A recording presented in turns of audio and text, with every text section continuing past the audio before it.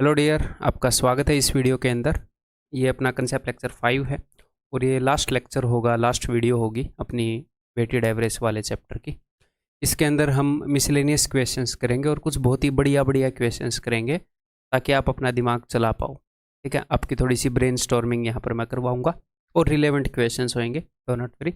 और कुछ क्वेश्चंस की हम प्रैक्टिस कर लेंगे, कुछ ईजी क्वेश्चंस भी होंगे जो कि प्रैक्टिस के पर्पज से यहाँ पर रखे होंगे कि कुछ टाइप के पहले जो हमने क्वेश्चन किए हैं उनके एक आधे और क्वेश्चन मैं आपको करवा दूँ। ठीक है, तो चलिए जी स्टार्ट करते हैं। हमेशा की तरह आपने क्या करना है, अपना पेन, अपनी नोटबुक और अपना दिमाग है, यानी कि अपनी अटेंशन यहीं पर लेकर आ जाओ, तभी यूज़फुल होएगी ये वीडियो देखना। अगर मान लो अभी आपका दिमाग 100% पढ़ाई में नहीं लग रहा है तो एक बार 2 मिनट के लिए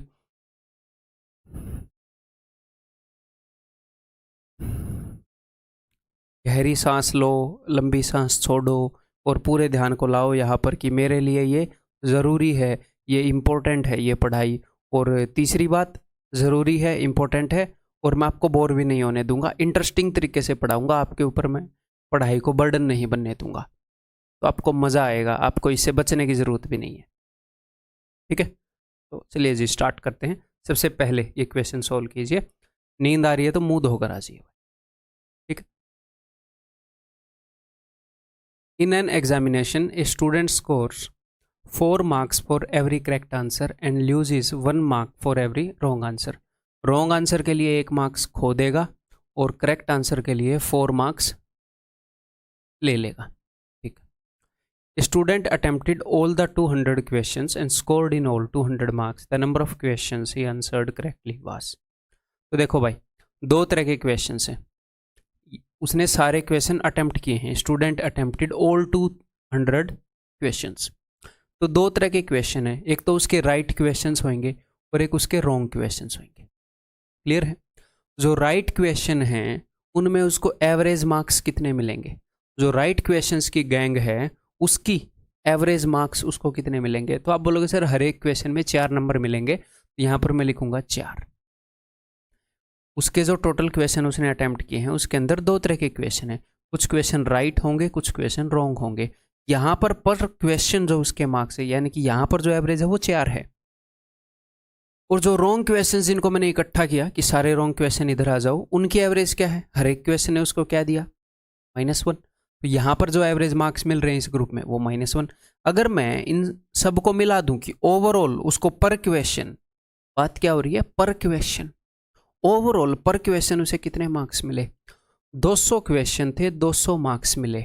तो एक क्वेश्चन का 1 मार्क मिला ओवरऑल, ओवरऑल उसको 1 मार्क मिला। तो यहाँ पर हम एलिगेशन लगाएंगे, एक ग्रुप की एवरेज 4 है, एक ग्रुप की एवरेज -1 है, उन दोनों को मिला दें तो ओवरऑल एवरेज 1 है। तो एलिगेशन लगा देते हैं भाई साहब, दोनों ग्रुप्स का रेशियो आ जाएगा क्वांटिटी का कि कहाँ पर कितने क्वेश्चन थे, राइट क्वेश्चन कितने हैं, रॉन्ग क्वेश्चन कितने हैं। तो -1 और 1 का डिफरेंस 2। क्लियर है? -1 जो है वो 0 से 1 इधर है, 1 जो है वो 0 से 1 उधर है। ठीक है, 4 और 1 का डिफरेंस 3। तो 2:3 रेशियो में राइट और रॉन्ग क्वेश्चन है। ठीक। The number of question he answered correctly, तो करेक्टली कितने आंसर किए हैं भाई, टोटल क्वेश्चन 200 थे, तो 2 और 3 5, 5 यूनिट को रिप्रेजेंट करता है 200, यानी कि 5 का 40 गुना, 2 का 40 गुना 80। 80 क्वेश्चन ठीक किए, 120 गलत कर दिए, आप जैसी तैयारी थी उसकी। 80 ठीक किए, 120 खराब कर दिए।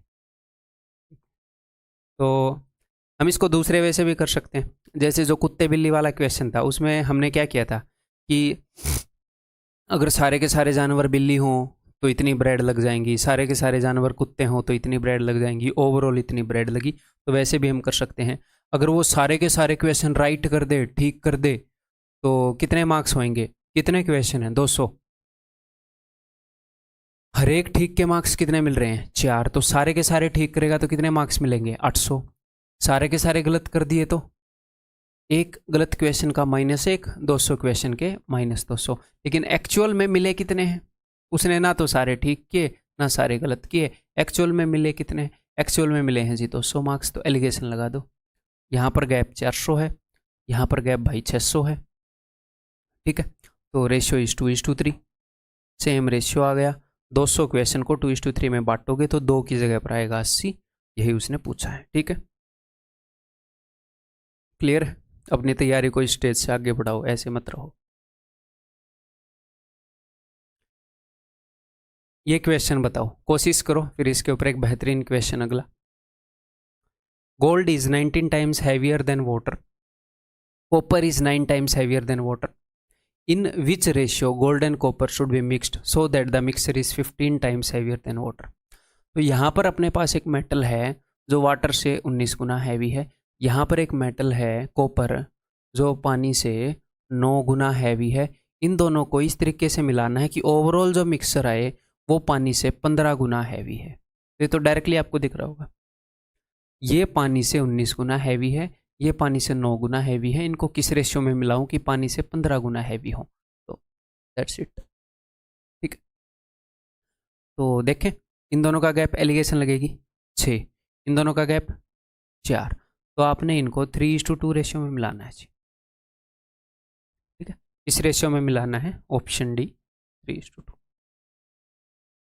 क्लियर है? ये बताओ, ये देखता हूँ लास्ट क्वेश्चन के ऊपर बेस्ड कितने बच्चे इसका ठीक जवाब देंगे पहली बार में। टाइम भले ही कितना ही लग जाए, मैटर करता है कि ठीक कौन जवाब देगा। लिक्विड पी इज, तो लास्ट क्वेश्चन में क्या था कि गोल्ड जो है पानी के कंपैरिजन में कितना हैवी है। यहां पर किससे कंपेयर किया था? पानी से। यहां पर दूध से तो कंपेयर नहीं कर दिया था, तो सेम चीज से कंपेयर करके वेट लिखेंगे। पानी से 19 गुना हैवी, पानी से ये वाली चीज 9 गुना हैवी, पानी से ओवरऑल मिक्सर 15 गुना हैवी। तो liquid P is 1/3/7 times as heavy as water, यानी कि 10/7 गुना हैवी है। लिक्विड पी इज 10/7 गुना heavy as water, water is this much times as heavy as another liquid Q. तो यहाँ पर क्या बताया गया है? यहाँ पर यह बताया गया है कि जो पानी है ना, पानी क्यू के कंपैरिजन में कितने गुना हैवी है? 7/5 गुना। लेकिन यहाँ पर मुझे लिखना क्या है कि P जो है वो पानी के गुना में इतना हैवी है, Q जो है वो पानी के गुना में इतना हैवी है। तो Q पानी के कंपैरिजन में कितना हैवी है? 7/5 को इधर भेजो, पानी के वेट का 5/7 गुना हैवी है Q। यहाँ पर इन्होंने पानी बता दिया कि पानी Q के कंपैरिजन में कितना हैवी है, हमें ये थोड़ी लिखना है। हमें लिखना है P पानी के कंपैरिजन में कितने गुना हैवी है, Q पानी के कंपैरिजन में कितने गुना हैवी है। तो Q का वेट पानी के कंपैरिजन में 5/7 है, ठीक है जी। इन दोनों को किस रेशियो में मिलाएं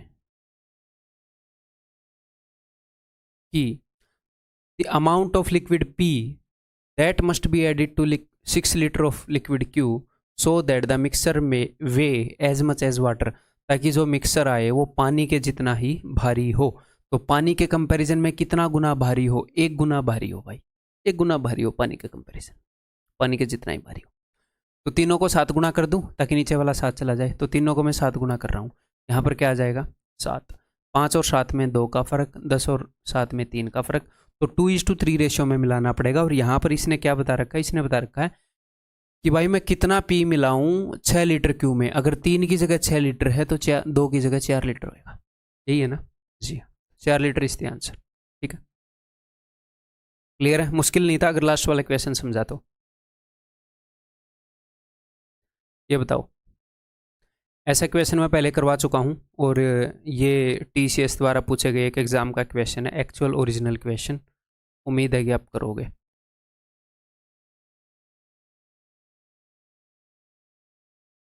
केवल boat 5 tables and 13 chairs for this much rupees.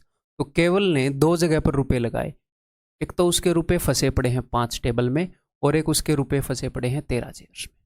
कुछ हिस्सा यहाँ पर लगा दिया, कुछ हिस्सा यहाँ पर लगा दिया, टोटल ये है, ठीक है। यहाँ पर जो हिस्सा लगाया, he sold the table at a profit of 15%। यहाँ पर जो मनी लगाया उस पर उसको 15% फायदा हुआ।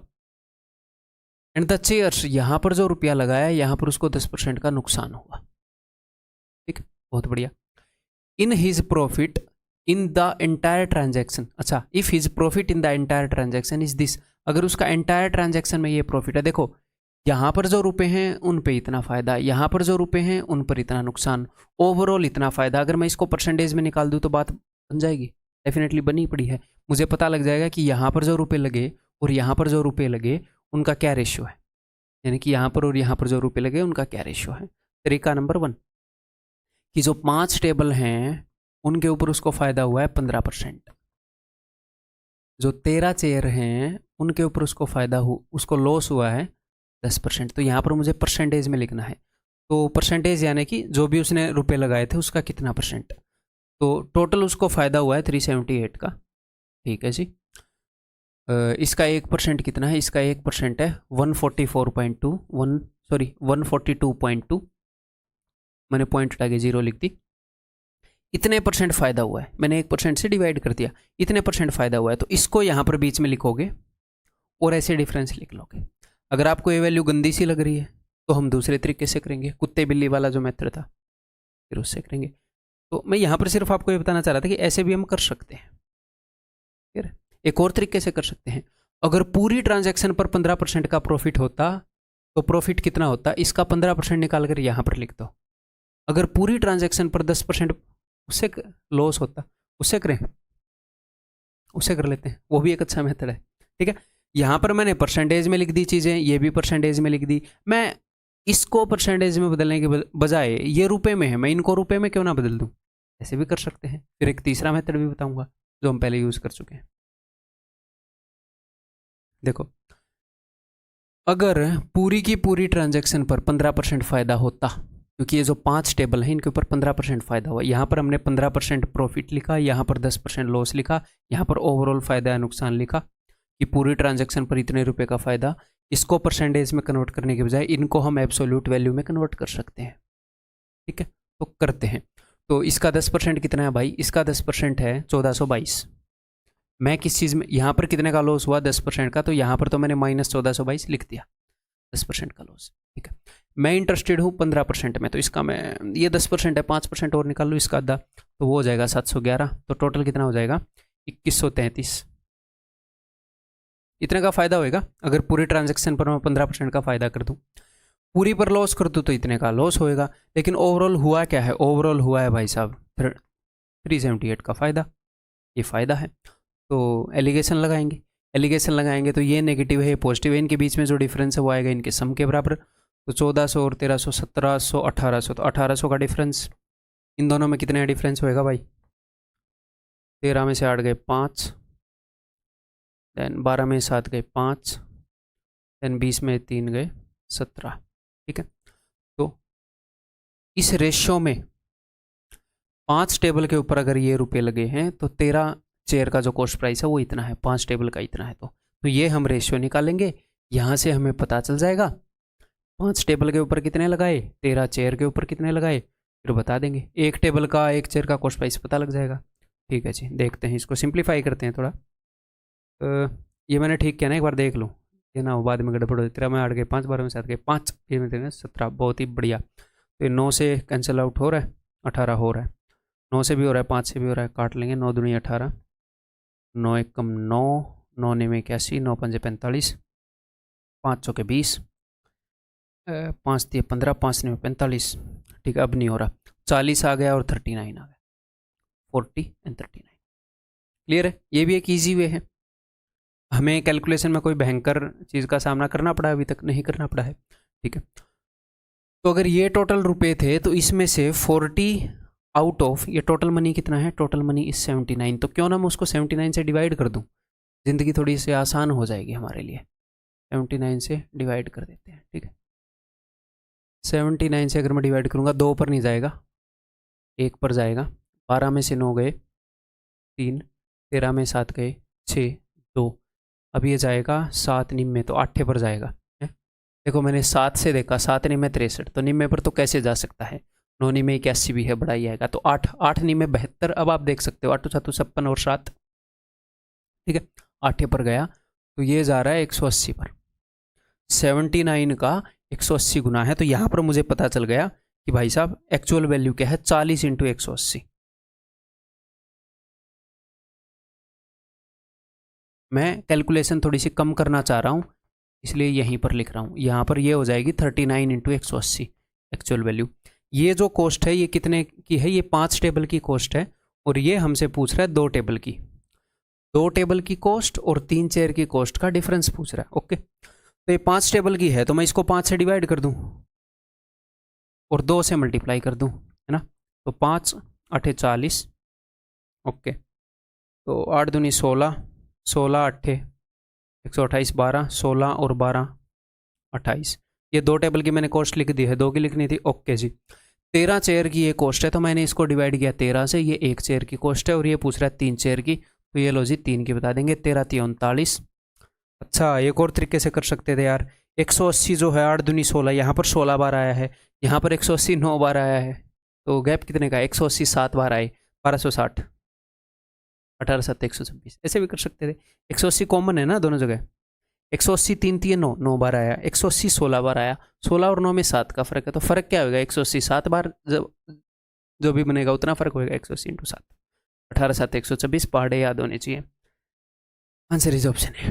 ठीक है, आगे बढ़े। कैसी कन्वेंशनल वे से करना तो आप कर ही सकते हो, ये एक एक्चुअल क्वेश्चन है अपने एग्जाम में आया हुआ, ये करो एक बार। मज़ेदार क्वेश्चन है, यहाँ पर थोड़ी सी कैलकुलेशन सीखने को आपको मिल सकती है। There are 3 groups of persons, male, female and children. There are 20 male and the number of female and children taken together is 4 more than that of male. इसने बताया 3 ग्रुप हैं, मेल, फीमेल और children. जो mail हैं वो 20 हैं और जो फीमेल और चिल्ड्रन टेकन टुगेदर, इन दोनों को इकट्ठे बताएं तो मेल से 4 ज़्यादा हैं, यानी कि 24 है। फीमेल कितनी है, चिल्ड्रन कितने हैं अलग अलग उसने बताया नहीं, ओके जी। The average weight of males is 54 kg, males का एवरेज वेट, तो ये नंबर किसको डिनोट करता है, ये डिनोट करता है नंबर ऑफ मेंबर्स ग्रुप में, और ये एवरेज को डिनोट करता है, ठीक है, ओके। मेल की एवरेज 54, फीमेल्स की एवरेज 49, चिल्ड्रन की average 30। If the average of the whole group is this, इसको बिल्कुल बेसिक से कर सकते हैं हम, this into this, X into this into this, ठीक है। पूरे ग्रुप की एवरेज जो है दैट इज 48.25। एक तो बिल्कुल ही बेसिक तरीके से, आपको बहुत ज़्यादा कुछ सोचना नहीं, आप कर सकते हैं। कैसे कर सकते हैं, जैसे यहाँ पर ये जो नंबर है इसको मैं काट सकता हूँ 5 से, 5 नहीं 4 से, 4 5 20, 4 6 24, ओके। तो जो चिल्ड्रन हैं इनको मैं मान लूँ कि x है, तो फीमेल कितने हो जाएंगे, फीमेल हो जाएंगे 6 - x, टोटल 6 है। ये x है तो ये 6 - x है। अगर मुझे x की वैल्यू मिल जाए तो मुझे ओवरऑल पता लग ही जाएगा कितने बच्चे हैं कितनी औरतें हैं, ठीक है, बिल्कुल बेसिक वे से। तो टोटल बंदे कितने हुए, मेल कितने हैं 5, फीमेल और चिल्ड्रन मिलाकर कितने हुए 6, तो 6 और 5 11, 11 बंदों की एवरेज ये है, तो 11 बंदों का सम क्या हो जाएगा, 11 बंदों की अगर ये एवरेज है तो 48.25 इंटू 11, ओके ओके जी। मेल का सम कितना होगा 54 इंटू 5 यानी कि 270, plus 49 into 6 - x, 30 into x, 30x। यहाँ पर x की वैल्यू निकालने से आपको कोई रोक सकता है, रोक सकता है आपका दिमाग, अगर आप सिली मिस्टेक करते तो ऐसे क्वेश्चन में हो जाती है। तो यहाँ पर आप x की वैल्यू निकाल लेंगे। जैसे ही आप x की वैल्यू निकालेंगे, मान लो x की वैल्यू 2 आ गई, तो ये वैल्यू 4 हो जाएगी। फिर हमें पता लग जाएगा, क्योंकि हमने काटा पीटी किससे की थी, 4 5 20, 4 6 24, तो 4 दूनी 8, 4 चौके 16। कि भी एक्चुअल में कितने लड़के हैं, कितनी और मतलब कितने बच्चे हैं, कितनी औरतें हैं, उनका डिफरेंस उसने पूछा है, वो हम बता सकते हैं। तो ये तरीका मैं नहीं बताऊंगा फिलहाल, क्लियर है। इस तरीके में 1% भी कोई भी खराबी नहीं है, मज़ेदार तरीका है। ओके जी,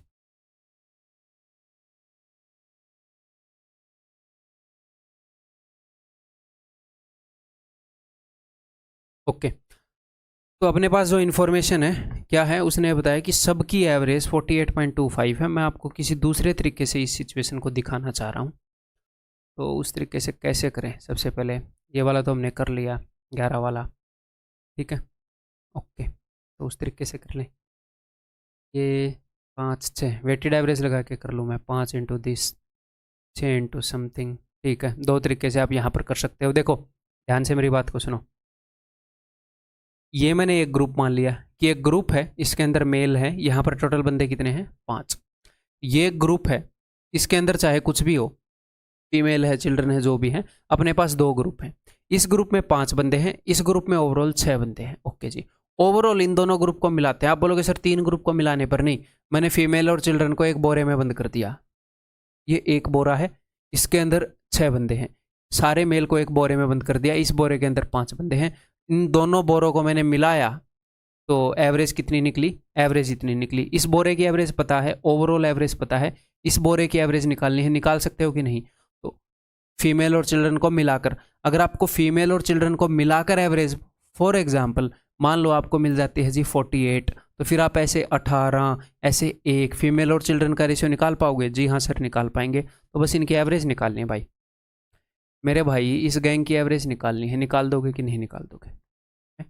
मैं यहाँ पर आपके दिमाग को थोड़ा चलाना चाहूँगा कि आप किसी भी वे में चले जाओगे तो आप इस क्वेश्चन को सोल्व कर पाओ। टाइम लेकर सोल्व करवाऊंगा, ठीक है। एक तरीका मैं बता चुका हूँ, ठीक है।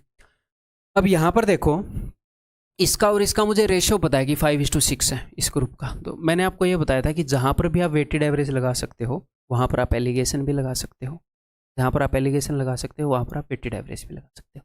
तो यहाँ पर मैं दोनों चीज़ें लगा कर दिखाऊंगा इसके अंदर। पहले तो मैं वेटेड एवरेज लगा कर दिखा दूँ। हमने इस गैंग की एवरेज निकालनी है ना, तो इस गैंग की एवरेज आप कैसे निकाल सकते हो? 5 बंदों की एवरेज है 54, तो 5 × 54 वो हो जाएगा 270, प्लस 6 बंदों की एवरेज मुझे पता नहीं, मैंने मान ली x, वो है 6x। 6 और 5 11 बंदों की एवरेज कितनी हो जाएगी? 11 × दिस। आपको x निकालने से कोई रोक सकता है? कोई नहीं रोक सकता, आप इजीली x निकाल लोगे। आपको फीमेल और चिल्ड्रन की एवरेज मिल गई, x मैंने क्या मानी है? इस पूरी गैंग की एवरेज। फिर आप ऐसे लगा लोगे एलिगेशन, आपको इन दोनों का रेशियो मिल जाए। क्लियर है? तो यहाँ पर अगर यहाँ पर एक आधे बच्चों को ये डाउट आ रहा होगा कि यहाँ पर कैलकुलेशन काफ़ी टिपिकल हो रही है, सर कैलकुलेशन को कैसे करें? तो ये मैं करके दिखा देता हूँ, टेंशन मत लो। तो 11 से इसको मल्टीप्लाई करूँ तो 5, 7, 10, 8 तो 10, 0, 1 बच गया, 8 4 12 और 1 13, 4 और 1 5। इन दोनों का प्रोडक्ट आएगा। मैंने मल्टीप्लीकेशन बाई 11 यूज़ किया है, जो मैंने आपको बताया है कैलकुलेशन की क्लास में, ठीक है। इसमें से मैं 270 को घटा दूंगा, तो ये लो जी 270 को घटा दिया, तो मेरे पास क्या बचेगा? 13 में 7 गए, 6 4 में 260.75। तो ये 6x की वैल्यू बची है। अगर ये 6x की वैल्यू बची है तो इसको मैं 6 से डिवाइड कर दूँ?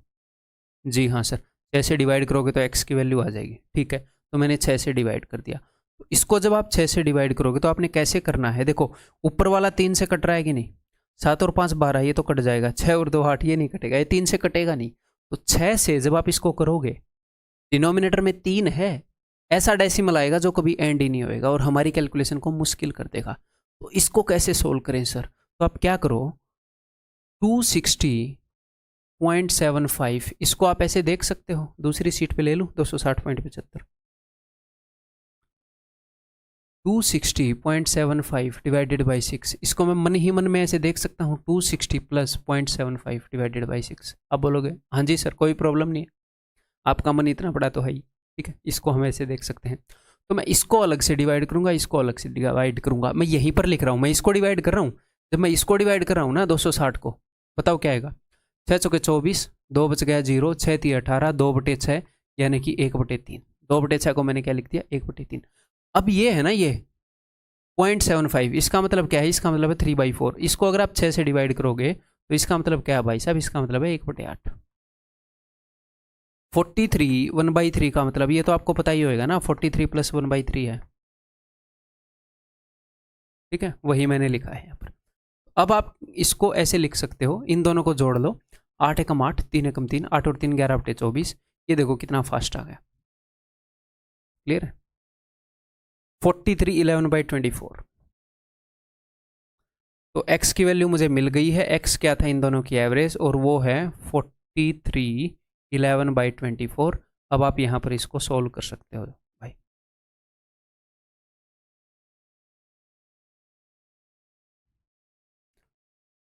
तो इन दोनों का गैप कितना होगा? अब मेरे को एक बात बताओ, अगर मैं 24 से इसको मल्टीप्लाई करूँ, फिर 11 जोड़ूँ, फिर बटे में 24 लिखूँ और फिर सब को 24 गुणा करूँ, उतनी फुर्सत है आपके पास एग्जाम में?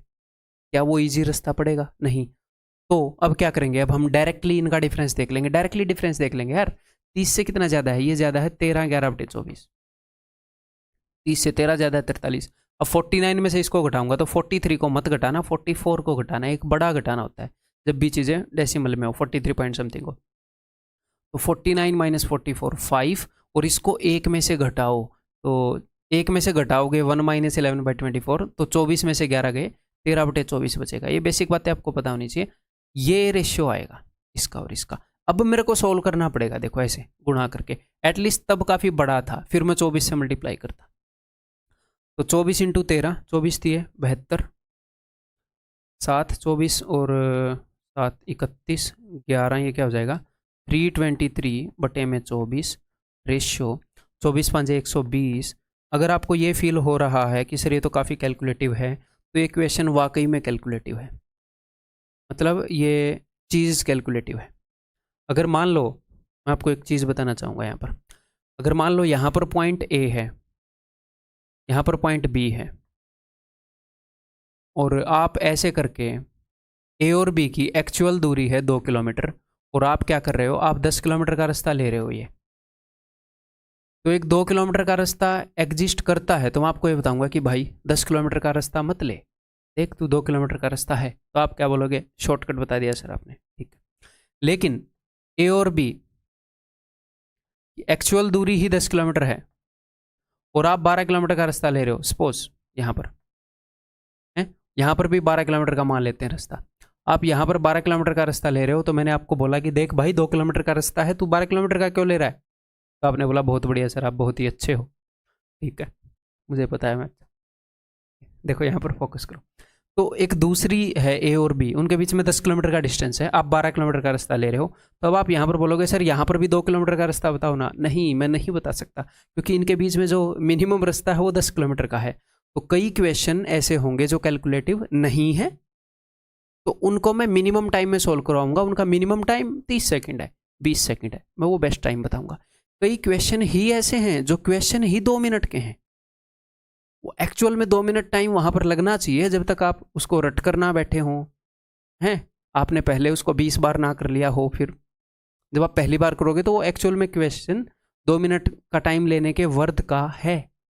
तो मैं वहां पर वही जो बेस्ट मेथड है मैं वही बताऊंगा। कभी कभी बेस्ट मेथड 10 सेकेंड का होगा, कभी कभी 2 मिनट का भी हो सकता है, इसके बीच में रेंज करेगा, ठीक है।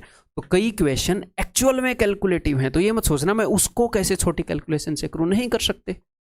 ए और बी के बीच में स्ट्रेट लाइन 10 किलोमीटर है, तो जब तक धरती को ऐसे पिचका नहीं दोगे तब तक नहीं बनेगी बात, तो वो हम कर नहीं पाएंगे, समझ गए ना। तो एक्चुअल में कैलकुलेटिव क्वेश्चन है, तो दिल छोटा मत करना, मैं ये कहना चाह रहा हूं। कई बार एक्चुअल कैलकुलेटिव क्वेश्चन आ जाते हैं, तो भाई ये किससे कट रहा है, 19 और 7 से कट रहा है, क्या ये 7 से कट रहा है, 7 चौके 28 नहीं कट रहा, तो पक्का 19 से कट रहा होगा। देखो 19 से कम 19, अगर सर 19 से भी ना कट रहा हो तो एग्जामिनर के घर जाएंगे, ऐसी बुरी तरह पिटाई करेंगे कि 19 से कट नहीं रहा और तूने सम 24 बता रखा है, ठीक है। 19 से कम 19 कितना बचेगा, 13, 19 7 133, 19 7 133, 17:7 रेशियो है किस चीज़ का, नंबर ऑफ फीमेल और नंबर ऑफ चिल्ड्रन का, और इन दोनों का सम है 24। 24 को 17:7 रेशियो में तोड़ूं, 17 + 7 24, रेशियो में जो वैल्यू 24 है एक्चुअल में भी 24 है, यानी कि यही एक्चुअल वैल्यू है। फीमेल 17 हैं, बच्चे 7 हैं, इन दोनों का डिफरेंस भाई साहब 10 है, आंसर विल बी ऑप्शन, ठीक। तो सबसे पहले मैंने आपको बिल्कुल बेसिक तरीका बताया, एक्स मानो, 6 - x मानो, x की वैल्यू मिलेगी, कर दो, कोई दिमाग लगाना ही नहीं पड़ा, कुछ 1% भी दिमाग नहीं लगा, ठीक है। फिर उसके बाद मैंने क्या बताया, इन दोनों को अलग अलग ग्रुप मान लो, ठीक है। तो 2 ग्रुप हो गए, आप इस ग्रुप को निकाल सकते हो, मैंने वेटेड एवरेज लगाकर बताया, और मैंने साथ के साथ ये भी बताया था कि मैं एलिगेशन लगाकर भी बताऊंगा इसी चीज़ को, यहाँ पर वेटेड एवरेज लग रहा है तो एलिगेशन भी लग सकता है, तो वो ही बता देता हूँ, ठीक है। क्लियर है, देखो अब ध्यान से, तो ओवरऑल जो एवरेज है वो है भाई 48.25, तो यहाँ पर जो ग्रुप है उसकी क्वांटिटी को रिप्रेजेंट करता है 5, इसको 6। तो हमें पता है जब हम एलिगेशन लगाते हैं तो ऐसे ऐसे यहाँ पर जो भी रेशियो आता है वो क्वांटिटी का रेशियो आता है, जो कि मेरे पास ऑलरेडी है, ठीक है। तो ये 5 जो है ये रिप्रेजेंट करता है यहाँ के डिफरेंस को, यहाँ पर कोई वैल्यू है जो इन दोनों की एवरेज है, वही निकाल रहे हैं ना, इस ग्रुप की एवरेज क्या है, ठीक है। यहाँ पर कोई वैल्यू है, उसके और इसके गैप को रिप्रेजेंट करता है 5, और इन दोनों के गैप को रिप्रेजेंट करता है 6। तो आपको ये देखना है कि अगर 6 यूनिट की ये वैल्यू है, इनका गैप तो आपको पता है ना, अगर 6 यूनिट की वैल्यू ये है तो 5 यूनिट की ये वैल्यू होगी। और हाँ, इससे अगर ये बड़ा है तो इससे ये छोटा होएगा, एक बड़ा होएगा एक छोटा होएगा। जो ओवरऑल मिलाकर जो एवरेज होएगी वो तो आपको पता है ना, कि मान लो एक ग्रुप है जिसकी एवरेज 10 है, दूसरे ग्रुप की एवरेज 20 है, तो ओवरऑल एवरेज 10 और 20 के बीच में घूमेगी। वो जो ओवरऑल एवरेज आएगी वो 20 से छोटी होगी, 10 से बड़ी होगी, है ना। ये हम स्टार्टिंग में कर चुके हैं। तो यहाँ पर इसका और इसका गैप हमें पता है, इसका और इसका गैप कितना है भाई साहब, 48 की जगह मैं 49 सब्ट्रैक्ट करूंगा, 54 माइनस 49, 5.25। इनका गैप है 5.25 जो कि 6 यूनिट की वैल्यू है। तो 1 यूनिट की वैल्यू क्या होगी, 1 यूनिट की वैल्यू होगी ये, मुझे 5 यूनिट की वैल्यू चाहिए, मुझे चाहिए ये। तो इससे ये बड़ा है, इससे इतना छोटा ये है, ये डायरेक्ट वैल्यू आ गई। 6 यूनिट की वैल्यू, ये जो डिस्टेंस है ये 6 यूनिट को रिप्रेजेंट करता है, ये डिस्टेंस 5 यूनिट को। 6 यूनिट की वैल्यू मुझे मिल गई तो मैंने 6 से डिवाइड किया, 1 यूनिट की वैल्यू आ गई, मुझे चाहिए 5 यूनिट की वैल्यू। ठीक है, 5 यूनिट की वैल्यू है, इसमें और इसमें गैप 5 यूनिट का है। अब ये बड़ा है तो ये छोटा होएगा, तो इसमें से मैं घटाऊंगा, क्योंकि 10 में और एक नंबर में 5 यूनिट का गैप है, तो वो 15 भी हो सकता है और वो 5 भी हो सकता है।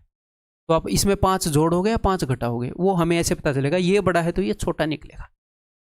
ठीक है जी, ओके भाई। तो अभी ये करें कैलकुलेट, ये भी होएगा नहीं है ना, मतलब 10 से ये कटेगा नहीं। ओके, ठीक है, कोई दिक्कत नहीं है। 10 से ये, सॉरी 10 से नहीं, 6 से ये कट नहीं रहा ना, 12, 3 से कट रहा है, कट रहा है, सिर्फ नीचे 2 बच जाएगा, 5 बड़ा 10। चलो ठीक है, फिर करते हैं। 3 दूनी 6, 3 एकम 3, 3 7 21, 3 5 15। ठीक है, अब ऊपर नीचे अगर मैं 5 से मल्टीप्लाई कर दूं क्या होएगा नीचे ये, लेकिन ये मज़ेदार आया नहीं है ना, दिस इज़ नॉट मज़ेदार। तो इसको हम कैसे करेंगे, इसको हम फ्रैक्शन से ही कर लेते हैं, जैसे हमने पहले किया था। सर ऐसे एग्जाम में टाइम लग जाएगा, ऐसे करें तो कई बार एक्चुअल में टाइम लगता है एग्जाम में, ठीक है, प्रैक्टिकल सिचुएशन है। तो इसको मैं 5 गुना करूँगा, तो 5 इंटू 5 क्या होएगा 25, और 5 इंटू 25 क्या होएगा 25 पंजे 125, तो 1.25, तो 25 और 1.25, 26.25 डिवाइडेड बाई 6। अब उसी तरीके से करेंगे जैसे हमने पहले किया था। 26 से अगर मैं इसको डिवाइड करूँगा, 6 चौके 24, बच गया 2, 2/6, इसको मैं अलग से करूँगा, इसको अलग से, तो 4 + 1/3 प्लस ये 1/4 है, 1, रुको मैंने इसमें से इसे घटाया तो मैंने 25 ही रख दिया, एक तो मैंने यहीं पर गलती कर दी 75, और तभी ये कट रहा होगा। हाँ ये कट तो नहीं रहा, मैं सोचा यार पहले तो ये कट नहीं रहा था 3 से, 6 से हमें वैसे करना पड़ा, अब कैसे कटा। ठीक है, सॉरी माई मिस्टेक। ठीक है, तो 5 से अब अगर मैं इसको गुणा करूं तो 5 से गुणा करना मुश्किल हो गया, डायरेक्टली करते हैं। 5 5 25, 2 5 7 35 और 2 37, 3 5 5 25 और 3 28, 28.75 डिवाइडेड बाई 6। 6 से इसको डिवाइड करूंगा, 6 चौके 24, 4/6 बचेगा यानी कि 2/3 प्लस ये 0.75 यानी कि 3/4 को अगर मैं 6 से डिवाइड करूँ 1/8, 8 दूनी 16, 3 एकम 3, 6 चौके 24, 4/6, ठीक है, 8 दूनी 16, 3 एकम 3, 16 और 3 19/24, तो 4 19/24 इसके अंदर से ये घटाना पड़ेगा। ठीक है, तो यार ये तो काफ़ी कॉम्प्लिकेटेड हो गया है ना, यानी कि इस वे से कॉम्प्लिकेटेड हो जाएगा अगर हम एलिगेशन वाले वे से करेंगे। अब मैं इसमें से इसको घटाऊंगा, इट विल बी कॉम्प्लिकेटेड। बाकी कंसेप्ट आप समझ गए कि हम एलिगेशन को कैसे यूज़ कर सकते हैं। फाइनली हमें रेशियो पता है तो वहाँ पर हम एलिगेशन लगा सकते हैं। ठीक है, तो आंसर इस ऑप्शन बी, इस वे से हम नहीं करेंगे। मेरा पॉइंट ये था कि आपको जस्ट ये दिखाना कि एक और वे है, अंडरस्टैंडिंग डेवलप करना। मैं पानी पी लूँ, एक क्वेश्चन करो।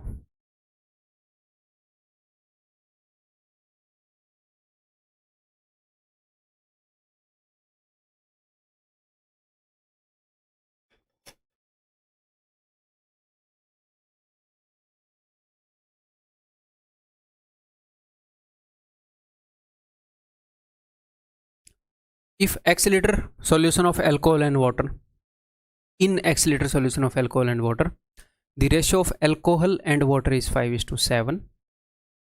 Alcohol और वाटर का रेशियो 5:7 है।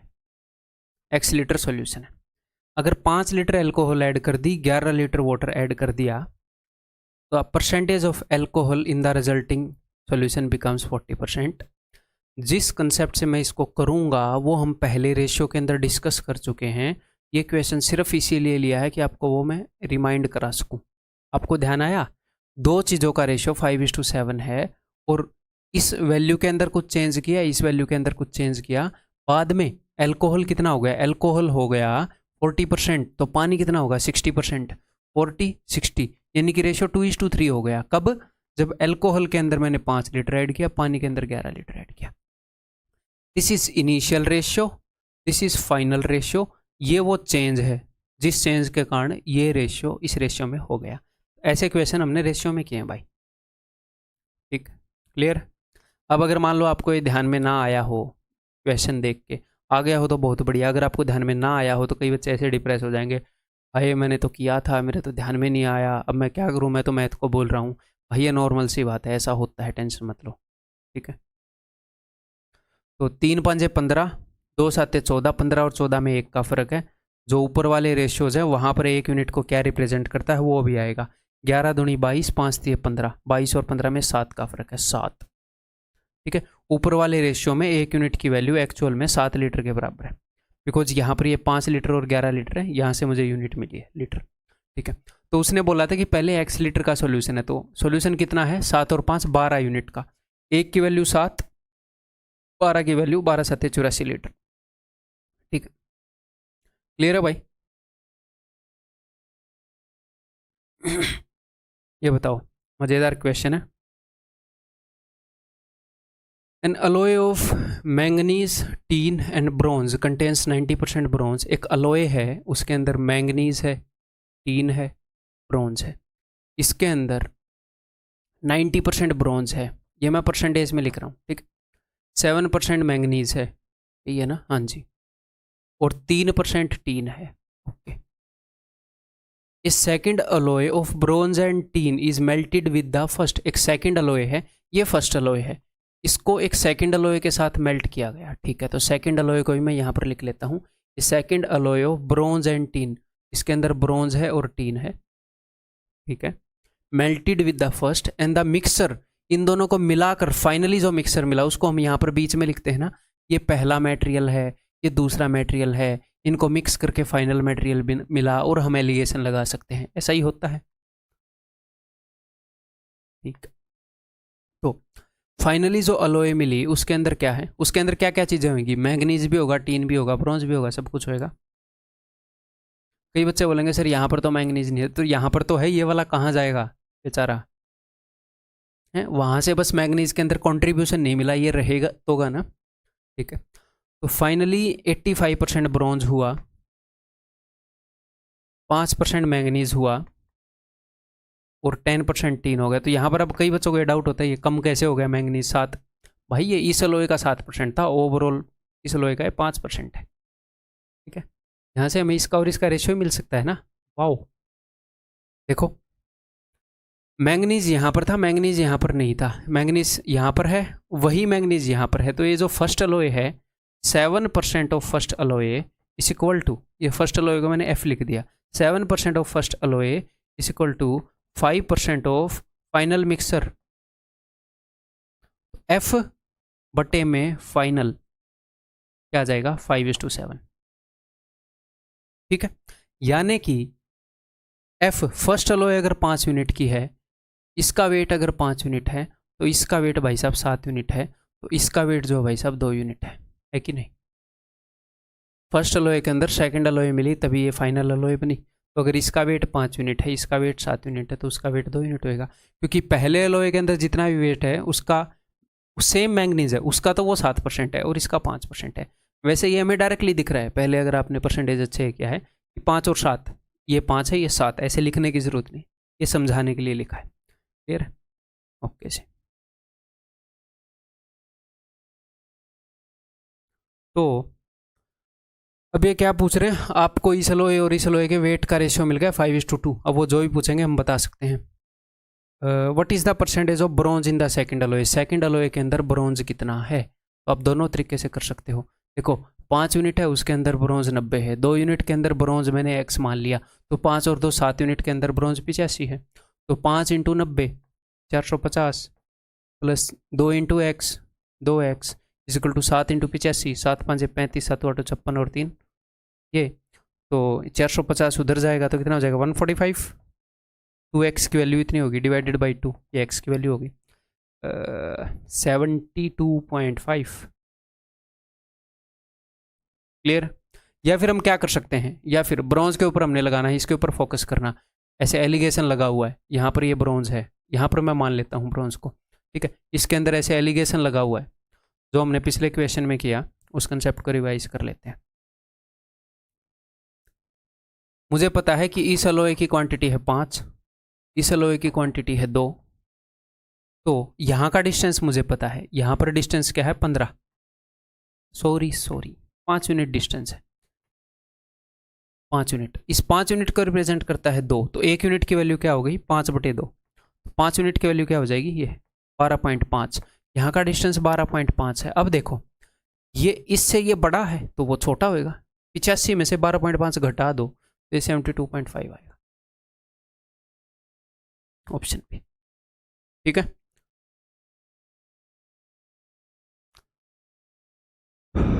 ये क्वेश्चन अगर आप नहीं भी करोगे तो कोई गम नहीं है, ये आपके एग्जाम में आएगा नहीं एग्जैक्टली ये क्वेश्चन, वैसे आ भी सकता है, बट यहाँ पर दो कंसेप्ट का मिक्सचर है।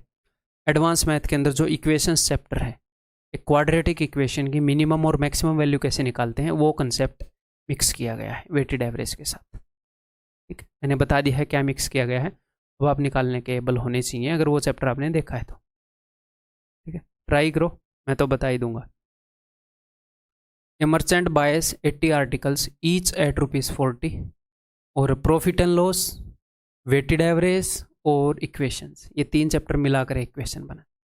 ए merchant buys 80 articles each at ₹40, he sells n of them at a profit of n%, n article n% profit पर बेचे, okay, and the remaining, total article कितने थे जी 80 थे, तो रिमेनिंग कितने हो गए 80 माइनस n, तो रिमेनिंग आर्टिकल हैं वो 100 माइनस n, इतने % प्रॉफिट पर बेचे, okay. What is the minimum profit, तो minimum profit the merchant could have made on this trade, minimum कितना प्रॉफिट उसने बना लिया होगा, या मिनिमम प्रॉफिट की क्या वैल्यू हो सकती है, तो देखो सबसे पहले तो आप प्रॉफिट निकालोगे, मिनिमम प्रॉफिट को छोड़ो, सबसे पहले तो आप ये निकालोगे कि भैया प्रॉफिट को क्या चीज़ रिप्रेजेंट करती है, फिर उसकी वैल्यू को हम मिनिमाइज करने की कोशिश करेंगे, उसको न्यूनतम करने की कोशिश करेंगे। तो प्रॉफिट को क्या रिप्रेजेंट करेगी, इतने आर्टिकल पर इतने % का प्रॉफिट, इतने आर्टिकल पर इतने % का प्रॉफिट, ओवरऑल आप क्या निकालोगे n into n plus this into this, तो इन दोनों को मल्टीप्लाई मैं वैसे ही कर दूं, n into n, n square directly कर दूं, ऐसे लिखने की क्या जरूरत है, माइनस 180n प्लस 8000, ठीक है, divided by this plus this 80। तो अगर आपको प्रॉफिट % निकालना है, इतने आर्टिकल पर इतने %, इतने आर्टिकल पर इतने %, तो ओवरऑल कितने % हुआ, this into this divided by this plus this, तो ये क्या है, ये है प्रॉफिट, वो भी % में, और मुझे क्या निकालना है रुपए में मिनिमम, तो प्रॉफिट इतना होगा, इतने % होगा, इतने % किसका, जो भी उसने रुपए लगाए उसका, उसने कितने रुपए लगाए हैं 80 आर्टिकल हैं, हर एक आर्टिकल 40 का खरीदा है, तो 80 इंटू 40, उस भाई साहब ने 3200 रुपये लगा रखे हैं, ये उसका कॉस्ट प्राइस है, इसका इतना %, अब मुझे इसका अगर इतना % निकालना है तो उसके 1% को इससे मल्टीप्लाई कर दूं, आपने किसी चीज़ का 10% निकालना है तो 1% से 10 को मल्टीप्लाई कर दो, 20% निकालना है तो 1% को 20 से मल्टीप्लाई कर दो ना, तो मैंने इसके 1% से इसको मल्टीप्लाई कर दिया, ये रुपए में आ गया प्रॉफिट। अब मुझे इस चीज़ की मिनिमम वैल्यू चाहिए, तो अभी निकालते हैं इसे, तो 16 दूनी 32, 16 पंजे 80, 2/5 को बाहर ले लो, ठीक है, ये 2n, अच्छा ये n इंटू एन स्क्वायर है, n square plus n square 2n square, यहाँ से भी 2 कॉमन, यहाँ से भी 2 कॉमन, तो हर एक जगह से मैंने 2 कॉमन भी ले लिया, तो अंदर बच गया जी n square minus 90n plus 4000, मुझे इसकी मिनिमम वैल्यू चाहिए। तो देखो ये तो भाई साहब फिक्स है 4/5 ही रहेगा, धरती पर जाओ, मार्स पर जाओ, जुपिटर पर जाओ, है इसकी वैल्यू घट बद सकती है बिकॉज ये तो कांस्टेंट है 4/5 एन के ऊपर बेस्ड। तो ये क्वाड्रेटिक इक्वेशन है, इसकी मिनिमम वैल्यू क्या होगी? तो यहाँ पर एक कंसेप्ट काम आता है कि क्वाड्रेटिक इक्वेशन अपनी मिनिमम वैल्यू तब अचीव करती है जब यहाँ पर n की वैल्यू होएगी sum of roots divided by 2। Sum of roots यहाँ पर क्या आ रहा है 90 डिवाइडेड बाई 2, n की वैल्यू जो 45 होएगी, इक्वेशन में हम पढ़ेंगे, तो ये अपना मिनिमम वैल्यू अचीव करेगी। तो n की वैल्यू मैं यहाँ पर रख देता हूँ 45, ठीक है, तो इसकी मिनिमम वैल्यू आ जाएगी, ठीक है। तो 45 इंटू 45 का स्क्वायर तो 2025, 45 एंड में 5 है, 90 इंटू 45 देखो तो 90 होता है 45 इंटू 2, तो 45 इंटू 45 इंटू 2, तो 45 का स्क्वायर यहाँ पर 2 बार आया, यहाँ पर 45 का स्क्वायर 1 बार आया, तो एक बार ही नेगेटिव वाला बच जाएगा। आप यहाँ पर 45 रख ही सकते हो, मैं अपने तरीके से कैलकुलेशन कर रहा हूँ, ठीक है। और प्लस का 4000 है, तो 4000 में से 2000 गया 2000 में से ये गया 1975, तो ठीक है। 5 से अगर मैं इसको काट दूँ, 5 दिए 15, 5 में 45, 5 5 25, 4 5 20, 4 में 36 और 2 38, 3 80, यही होएगा अपना आंसर। 80 एक ही के पीछे है, ठीक है। 4 दिए 12 और 3 15, 1580, ठीक है। क्लियर है?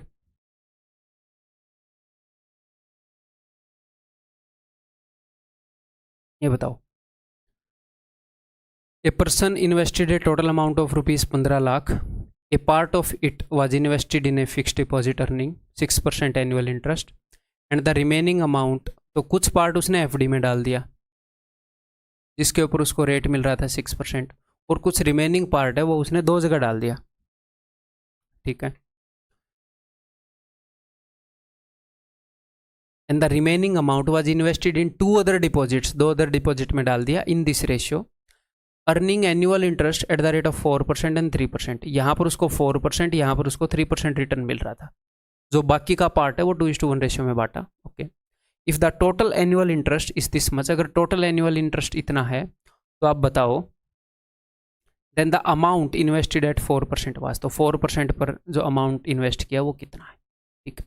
तो मैं एक बार पूरी चीज़ आपको समझाऊं कि हम इसको करेंगे कैसे, कैसे अचीव कर सकते हैं। देखो एफडी में जो डाला उसके ऊपर कितना ब्याज मिल रहा है 6%, जो रिमेनिंग है उस पर कितने परसेंट ब्याज मिल रहा है निकाल सकते हैं, बिकॉज जो रिमेनिंग है वो 2:1 रेशियो में है, तो 2 × 4 1 × 3 बटे m2 + 1, 2 हिस्सों पे 4%, 1 हिस्से पे 3%, ईजिली निकाल सकते हो। तो यहाँ की परसेंटेज भी निकाल सकते हो, जी हाँ सर बिल्कुल निकाल सकते हैं। ओवरऑल की परसेंटेज निकाल सकते हो, ईजी है क्या निकालनी, ओवरऑल की भी निकाल सकते हैं। 76,000 ब्याज मिल रहा है, 15 लाख का कितना परसेंट है, जी हाँ सर इसको डिवाइड मार देंगे उसके 1% से, पता लग जाएगा कितने परसेंट है, जी हाँ निकाल सकते हैं। तो आपको इसका रेशियो मिल जाएगा, जी हाँ, और इसके अंदर दोनों पार्ट्स का रेशियो ऑलरेडी पता है, जी हाँ, तो अभी निकाल देंगे।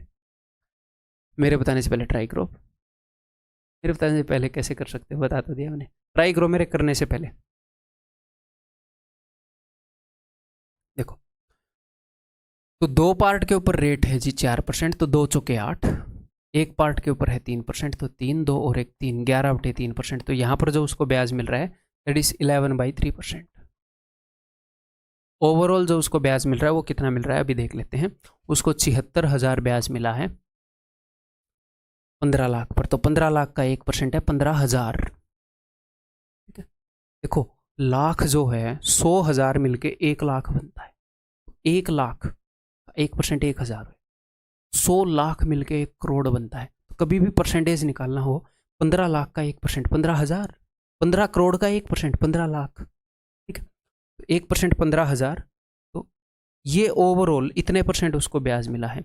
76/15 यहाँ लिखने से पहले क्या आप मुझे इजाज़त देते हो मैं तीनों को 15 गुना कर दूँ, 15 छिके 90, इसको 15 गुना करूँगा तो 55 आ जाएगा, इसको 15 गुना करूँगा तो 76 आ जाएगा, ठीक है। ऐसे निकाल लें, तो 6 में 5 के 1, 7 में 5 के 2, 21, ऐसे गुणा कर, ऐसे डिफरेंस निकाले 14, तो 7 थी 21, 7 दूनी 14, तो 3:2 रेशियो भाई साहब। यहाँ पर 3 रुपये लगाए तो यहाँ पर 2 रुपये लगाए, लेकिन यहाँ पर इस रेशियो के अकॉर्डिंग ये बोल रहे हैं कि भाई साहब 3 रुपये लगाए, इसकी वैल्यू यहाँ के अकॉर्डिंग 3 है, यहाँ के अकॉर्डिंग 2 है, तो एक काम करते हैं 2 से उसको मल्टीप्लाई कर देते हैं, 3 से इसको, तो 3 3 9, 3 दूनी 6, और 2 से उसको मल्टीप्लाई कर दिया, 2 दूनी 4, 2 एकम 2। तो अब आप यूज़ कर पाओगे, देखो 4 और 2 की वैल्यू 6। तो अब आप पहले यहाँ पर 9 रुपये लगाए, तो यहाँ पर 4 लगाए, यहाँ पर 2 लगाए, आपको रेशियो मिल गया। अब वो बोल रहे हैं कि भैया 4% पर कितने रुपए लगाए थे, तो 4% पर ये लगाया था, ये वाला हिस्सा। 15 लाख को इस रेशियो में बांटा उसने, 9 और 4 13 और 2 15, 15 लाख, 15 ही बन गया, एक्चुअल में 15 लाख है, यानी कि यहाँ पर 4 लाख रुपए उसने लगाए 4% पर। ठीक है जी, क्लियर?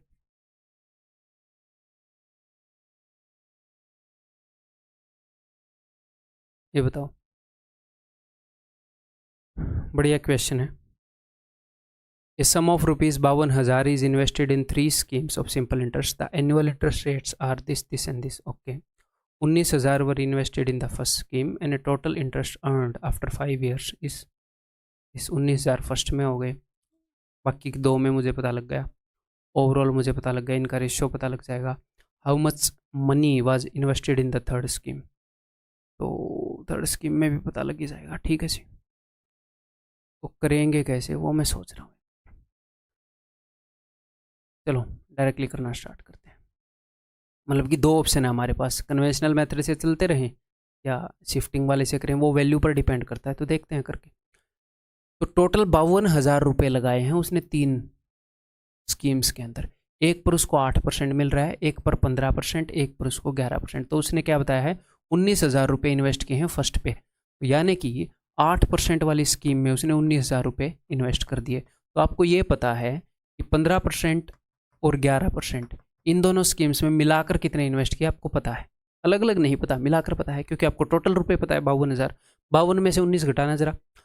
अब 52 में से 19 घटाने से पहले एक टेक्निक बताऊं, दोनों के अंदर एक एक जोड़ दो, तो इनका डिफरेंस निकालना है, एक एक जोड़ देंगे तो क्या ही फर्क पड़ जाएगा, तो ये 20 बन जाएगा, ये फर्क पड़ जाएगा। तो 53 माइनस 20 33,000, ईजी रहता है घटाना। तो इन दोनों स्कीम्स पर मिलाकर 33,000 रुपये इन्वेस्ट किए कैसी, और मुझे इनका रेशियो पता ही है, और ओवरऑल जो अपना इंटरेस्ट है वो कितना बन गया, total interest earned after 5 years, 5 साल में इतना इंटरेस्ट बना। मैं इसको 5 से डिवाइड करूंगा, 5 5 25, अलग से ही डिवाइड कर लेंगे, 5 5 25, 3 5 6 30, 5 3 15, ओवरऑल 1 साल में इतना इंटरेस्ट बन रहा है। मैंने इसको 5 से डिवाइड कर दिया, तो ये 1 साल का ब्याज है। तो इसको 8% यहाँ पर 8 + x में मान लूँ, ठीक है, तो मुझे x की वैल्यू मिल जाएगी। फिर मैं इनका रेशियो निकाल लूँगा, वो बेटर रहेगा, शिफ्टिंग वाला बेटर रहेगा। तो इसको आप 2 तरीके से कर सकते थे, 2 या 3 तरीके से कर सकते थे। मैं आपको सब कुछ एक बार बता दूं मैं सोच क्या रहा था, मैं क्या डिसाइड कर रहा था।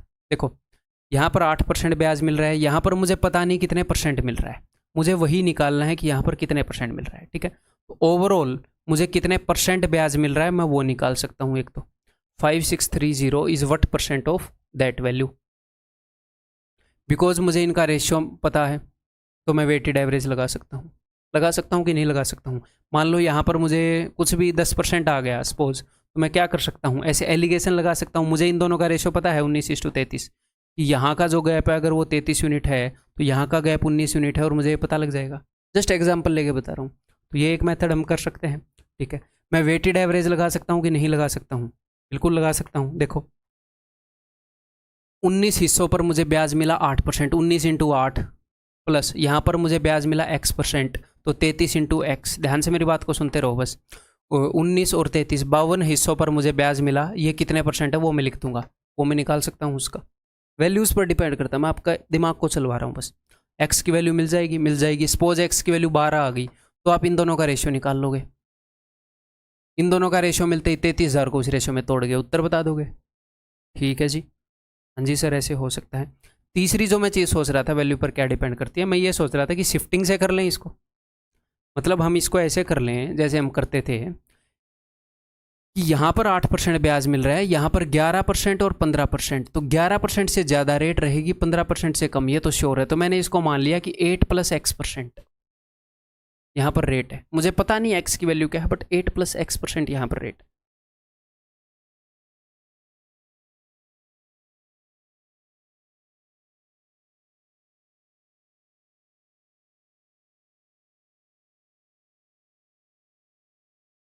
ठीक है, तो ओवरऑल इतना ब्याज मिला है, तो हर एक सारे मनी पर 8% तो मिला ही है। हाँ जी सर, 8% तो मिला ही है, उसके अलावा X% एक्स्ट्रा ही मिल रखा है। ठीक है सर, तो ये किसके बराबर है? सारे मनी पर 8%, तो उसका 8% कितना होगा भाई? उसका 1% है 520, वो मैं घटा रहा हूँ। 8 दूनी 16, 8 पंजे 40 और 41,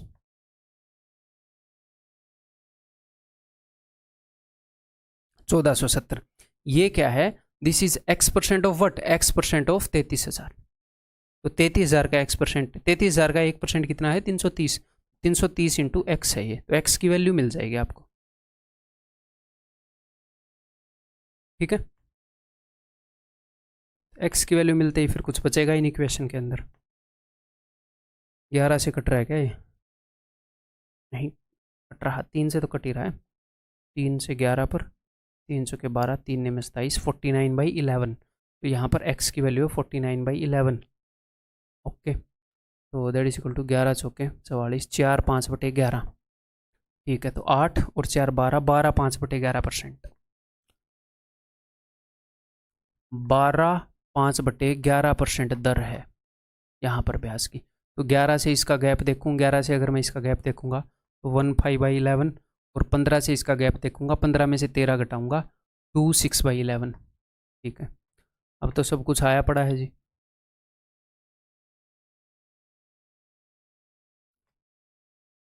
देखो, मैं एक क्वेश्चन का आपको एक मेथड में रटवा नहीं सकता, क्योंकि मैं खुद नहीं रट के रखता कि इस क्वेश्चन को स्टूडेंट्स के सामने ऐसे करके दिखा देंगे। एक कैटेगरी के क्वेश्चंस को ऑफ कोर्स मैं लेवल वाइज रखता हूँ, अरेंज अच्छे तरीके से आपके सामने बेस्ट पॉसिबल वे में अरेंज करके रखता हूँ, बट एग्जाम में एक तरह के क्वेश्चन को देखकर आपका दिमाग एक ही तरह नहीं चलेगा।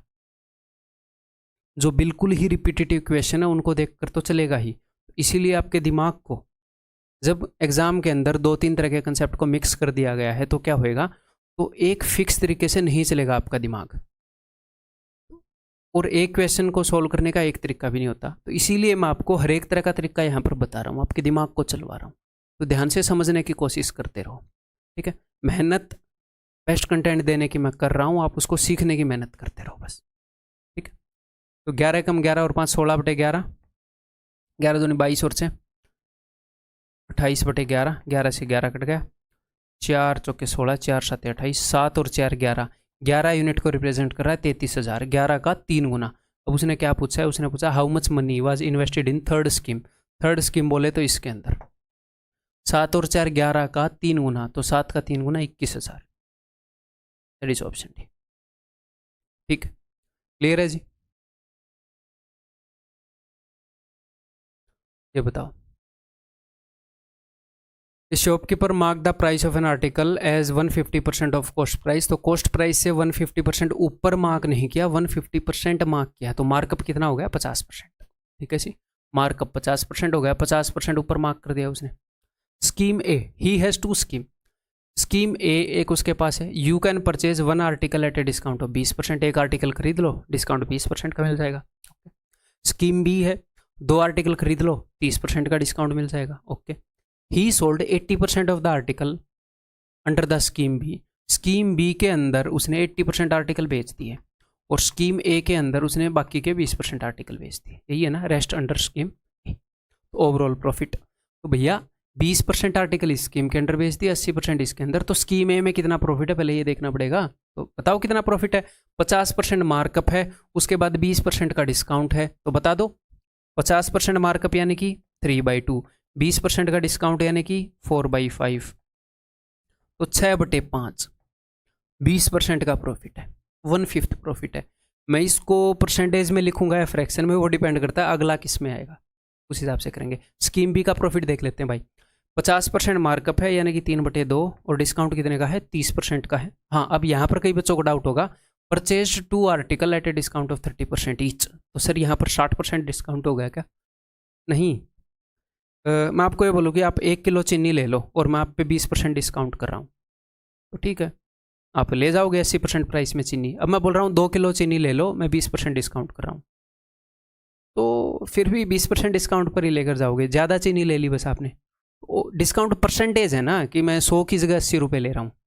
तो पहले 1 किलो चीनी का जो रेट बनता था उसका 80% आपने दिया, अब 2 किलो चीनी का 80% दिया, दे तो 80% ही रहे हो ना, वो बस ज़्यादा चीज़ों के दे रहे हो। तो बस इन्होंने ये किया है, 2 चीज़ें खरीद रहे हो तो डिस्काउंट ओवरऑल 30% वो दे रहे हैं। ठीक है, इस चीज़ से फ़र्क नहीं पड़ता, 2 आर्टिकल या 1 आर्टिकल। तो यहाँ पर डिस्काउंट है 30%, तो 7/10 भाई 21/20 ये होगा ना। हाँ जी, तो 1/20 यानी कि 5% का डिस्काउंट, तो ऐसे ही लिख लेते हैं। यहाँ पर 5% का प्रॉफिट और यहाँ पर 20% का प्रॉफिट। नंबर मैटर नहीं करता, 20 से कम 20, 20 चौके 80, सिर्फ रेशियो चाहिए। 1 × 20 20, 4 × 5 20, 1 और 4 5, ओवरऑल 40/5, 8% के प्रॉफिट पर वो बेच रहा है, बेच दिया है। ठीक है, Satish buys 2 articles, type A at ₹2800, type B at ₹8400। 2 article खरीदे भाई। टाइप ए का आर्टिकल का कॉस्ट प्राइस है इतना, टाइप बी के आर्टिकल का कॉस्ट प्राइस है इतना। एक तो चीज़ आपको डायरेक्टली दिख रही होगी, 28 × 84, 28 का पहाड़ा मैंने आपको याद करने के लिए कभी नहीं बोला है, बट 27 × 81, 28 × 84, 26 × 78, ये छोटी मोटी चीज़ें। तो ×2 × 3 तो आप 30 तक कर लो, 29 × 87, 30 तक आप क्या करो, ×2 एंड ×3 रट दो। 25 तक तो पूरे पहाड़े, 25 तक तो पूरा आपको 10 तक याद आना चाहिए। 30 तक आपको 26 दूनी 26 थी, 27 दूनी 27 थी, 28 दूनी 28 थी। मेरे को वैसे याद हो गया, आपको याद होना चाहिए, ये बार बार यूज होता है। ठीक है,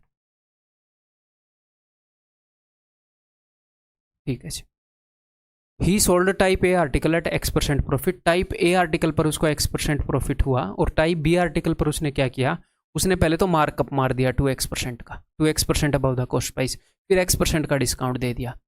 तो उसको ओवरऑल प्रॉफिट कितना होगा? प्रॉफिट किस चीज़ पर डिपेंड करता है? प्रॉफिट डिपेंड करता है, प्रॉफिट या लॉस, कि भैया मार्कअप जो आपने कर दिया और उसके बाद जो डिस्काउंट दे दिया, इन दोनों चीज़ों पर डिपेंड करता है। कितना मार्कअप किया फिर डिस्काउंट किया, ओवरऑल जो चेंज होता है वो होता है प्रॉफिट या लॉस। क्योंकि पहले आप कॉस्ट प्राइस को बढ़ा देते हो, फिर घटा देते हो, आप देते हो, फाइनली कितना चेंज आया बढ़ाने घटाने के दौरान, वही प्रॉफिट या लॉस। ये चीज़ मैं आपको पहले बता चुका हूं कि जो प्रॉफिट है वो कंबाइंड इफेक्ट होता है मार्कअप का और डिस्काउंट का, ये चीज़ याद होनी चाहिए। अब मैं यहाँ पर वो फॉर्मूला लगाऊंगा A+B वाला, प्रॉफिट या लॉस कितना हुआ वो डिपेंड करता है, मैं A+B वाला फॉर्मूला लगाऊंगा, ये वाला। ठीक है, 2x minus x, because discount means घटाना, प्लस माइनस का प्रोडक्ट होएगा तो माइनस, -2x² 100। और ये काम मैं मेंटली कर सकता हूँ, सपोज आप भी कर सकते हैं। इसको मैं यहाँ पर ऐसे लिखता, 2x - x, यानी कि x - x² 50, यही चीज़ लिखिए ना, कोई बड़ी बात नहीं है। ओके जी, तो इस केस में इतने % का प्रॉफिट हुआ भाई साहब, और ओवरऑल वो बोल रहा है मुझे इतने का प्रॉफिट हुआ, तो बताओ x की वैल्यू बताओ, तो कोई दिक्कत नहीं है।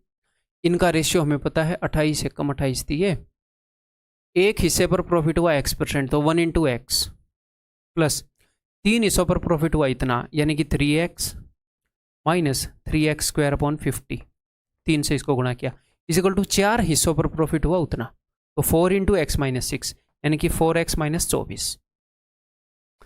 एक हिस्से पर इतना, 3 हिस्सों पर इतना, पूरे 4 हिस्सों पर उतना, तो 4 × 30, ये इक्वल होना चाहिए। अब इसको सोल्व करेंगे, 3x और x 4x, तो 4x हो जाएगा कट। ठीक है, नेगेटिव से नेगेटिव गया, 3 8 24, 25 8 400, x² = 400, देयरफॉर x = 20, तो आंसर इज ऑप्शन डी। ठीक है, एक और ऐसा क्वेश्चन करने का दिल कर रहा है, चलो आपके दिल की बात सुन ली गई है पहले ही, बताओ। Mohan buy book and table from a shop, he purchase a book at 1000 रुपये। उसने बुक खरीदी 1000 रुपये की, और उसने टेबल खरीदा 2000 रुपये का।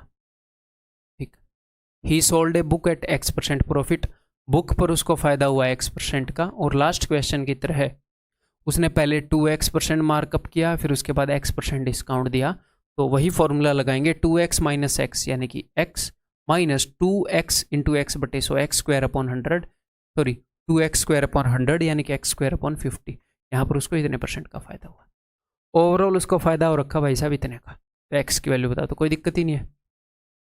1000 एकम 1000, 1000 दूनी 2000, 1000 का टेबल भी याद है मुझे, देखो इतना स्ट्रॉन्ग होना चाहिए मैथ, ठीक है। 1 into x, x plus 2 into this, तो ये हो जाएगा 2x माइनस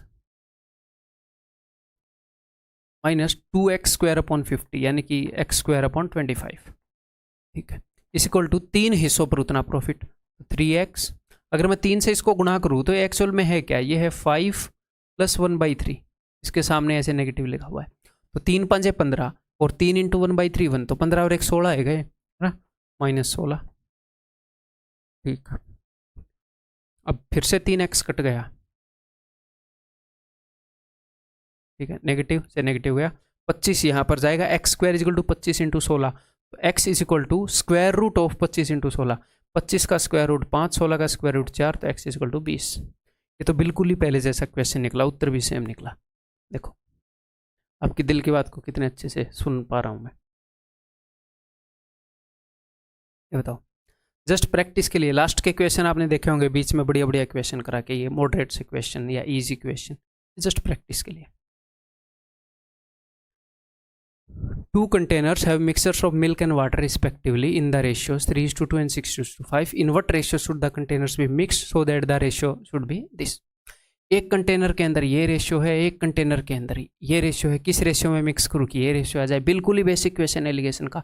एक कंटेनर के, अब हम एक चीज़ पकड़ेंगे कि पहले कंटेनर के अंदर दूध कितना है, पहले कंटेनर के अंदर दूध है जी 3/5, दूसरे कंटेनर के अंदर 6/11, दोनों को मिलाने पर क्या हो गया 4/7। ये क्वेश्चन सिर्फ इसीलिए लिया, ऐसी कॉम्प्लिकेटेड फ्रैक्शंस हो जाएं तो नीचे हम 5, 7 और 11 को एलिमिनेट करेंगे, तो 5, 7 और 11 का एलसीएम यही होएगा। ये तो ऐसे नंबर हैं जिनमें कुछ भी कॉमन है नहीं, तो ऐसे केस में इनका एलसीएम ये आएगा, जब आप 5, 7 और 11 से मल्टीप्लाई करेंगे क्या होएगा, यहाँ पर 5 कट जाएगा, यहाँ पर 11, यहाँ पर 7, तो आपको डायरेक्टली ये लिखना आना चाहिए क्या, कि जब हम इनको काटेंगे तो यहाँ पर 5 के अलावा बाकी के 2 नंबर आएंगे, यहाँ पर 11 के अलावा 5 और 7 बाकी के 2 नंबर आएंगे, यहाँ पर 7 के अलावा 5 और 11 बाकी के 2 नंबर आएंगे।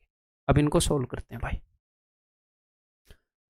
और ये एक्चुअल क्वेश्चन है, ये नहीं है कि मैं वैसे ही बना के ला रहा हूँ। तो इट इज़ 231, 210, अगर आप राइट तरीके से मल्टीप्लाई करेंगे तो यहाँ पर तो देखो 21 इंटू 11 231, 11 से मल्टीप्लाई करना ईजी होता है, 6 5 30 7, 5 चौके 20 इंटू 11 220, यहाँ पर आ गया जी 10, यहाँ पर आ गया मेरे भाई 11, 10:11 रेशियो में मिलाना पड़ेगा, ठीक है, क्लियर है।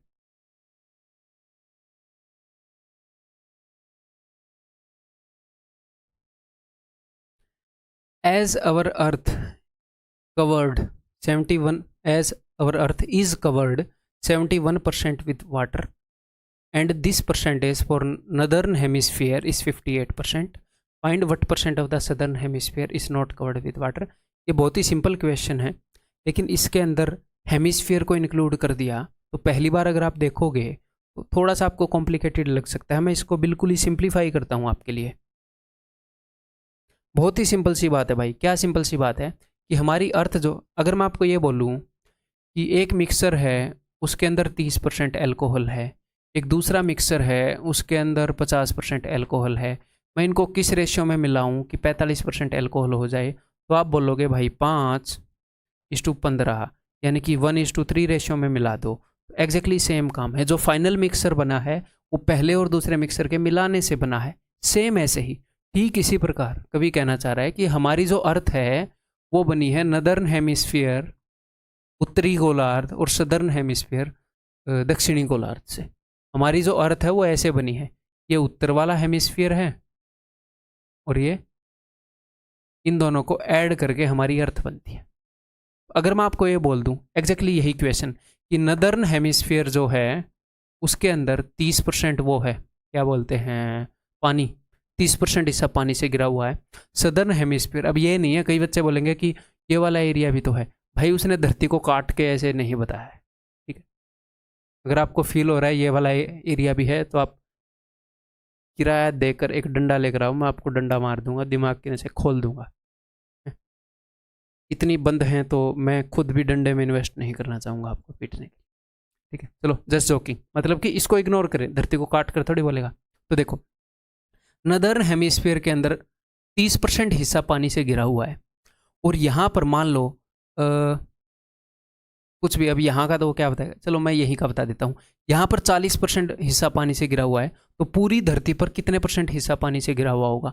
तो उसके लिए हमें चाहिए रेशियो नदर्न हेमिस्फीयर का और सदर्न हेमिस्फीयर का, और ये दोनों होते हैं इक्वल, तो इनका रेशियो होता है 1:1। इसका जो एरिया है और इसका जो एरिया है उसका रेशियो होता है 1:1।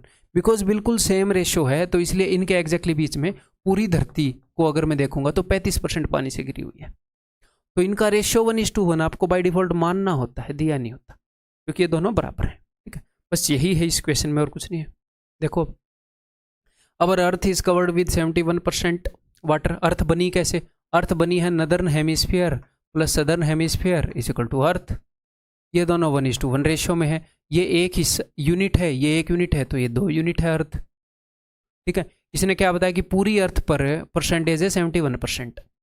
और अर्थ इज कवर्ड 71% विथ वाटर। हाँ एक और बात, वो कभी ये बता देगा इतने % वाटर है, इतने % लैंड है। एक ही चीज़ लेना, या तो तीनों जगह वाटर लेना या तीनों जगह लैंड लेना। अब देखो 30%, यही वाली percentage for northern hemisphere is 58, इसके लिए 58 है। तो बताओ भाई इसके लिए कितनी? इसके लिए मैंने x मान ली, 1 × 58 58 plus 1 × x x is equal to 2 × 71 142। x की वैल्यू आई पड़ी है, बताओ कौन रोकेगा आपको? 58 से 100 तक जाने के लिए मुझे 42 चाहिए, और ये 42 आगे है 100 से, तो 42 का डबल 84%, 84 इज द आंसर। अच्छा, find what % of the southern hemisphere is not covered with water. Water से कवर्ड नहीं है। यहाँ पर ये इतने % वाटर से कवर्ड है, इतने % वाटर से कवर्ड है, तो ये वाटर से कवर्ड निकलेगा। 84% नहीं मारना है, मेरी तरह नहीं बनना है, ठीक है। 100 - 84 16% उत्तर आएगा। क्लियर? अब उसी क्वेश्चन के अंदर अगर उसने, ये क्वेश्चन एक्चुअल में आज तक आए नहीं है, बट ये क्वेश्चन घूमते रहते हैं और कंसेप्ट भी बिल्कुल सिंपल है, तो 2 क्वेश्चन करवा दिए, है ना। The ratio of land to water is 1:2 for the whole earth. तो वही concept, northern hemisphere plus southern hemisphere is equal to पूरी अर्थ, और इनका साइज का रेशियो 1:1 ही मानेंगे हम, ठीक है। ओके, जब तक आप इस प्लेनेट पर रह रहे हो तब तक इसको ऐसे ही सोल्व करेंगे। जब आप दूसरे प्लेनेट पर शिफ्ट होंगे तो फिर वहाँ पर हेमिस्फीयर का क्या रेशियो डिसाइड करेंगे, उसके अकॉर्डिंग क्वेश्चन आएगा, ठीक है। The ratio of land to water, the ratio of land to water is 1:2 for the whole earth, ठीक है। पूरी अर्थ के लिए लैंड टू वाटर का रेशियो, तो या तो सिर्फ लैंड ले लो या सिर्फ वाटर। मैं लैंड लेना पसंद करूंगा, 1:3, 1/3। पूरी धरती पर लैंड कितनी है? 1/3। This ratio for the northern hemisphere is this, यही रेशियो यानी कि लैंड इज टू वाटर का रेशियो। तो लैंड कितनी है? 2/5। वो बोल रहे हैं यहाँ पर लैंड कितनी है, तो यहाँ पर मैंने लैंड के लिए फ्रैक्शन मान लिया x, तो 1 × 2/5 plus 1 × x is equal to 2/3। जब आप इसको वहाँ पर जाकर घटाओगे x की वैल्यू आ जाएगी भाई, 2/5 को यहाँ पर इमेजिन कर लेते हैं, 5 दूनी 10 3 दूनी 6 4/15। तो यानी कि सदर्न हेमिस्फीयर में लैंड जो है वो 4 है, 15 में से 4 है, तो पानी कितना होएगा? 15 में से 4 गए 11, पानी 11 होएगा, 4:11 आएगा। 4:15 मत कर देना, ठीक है।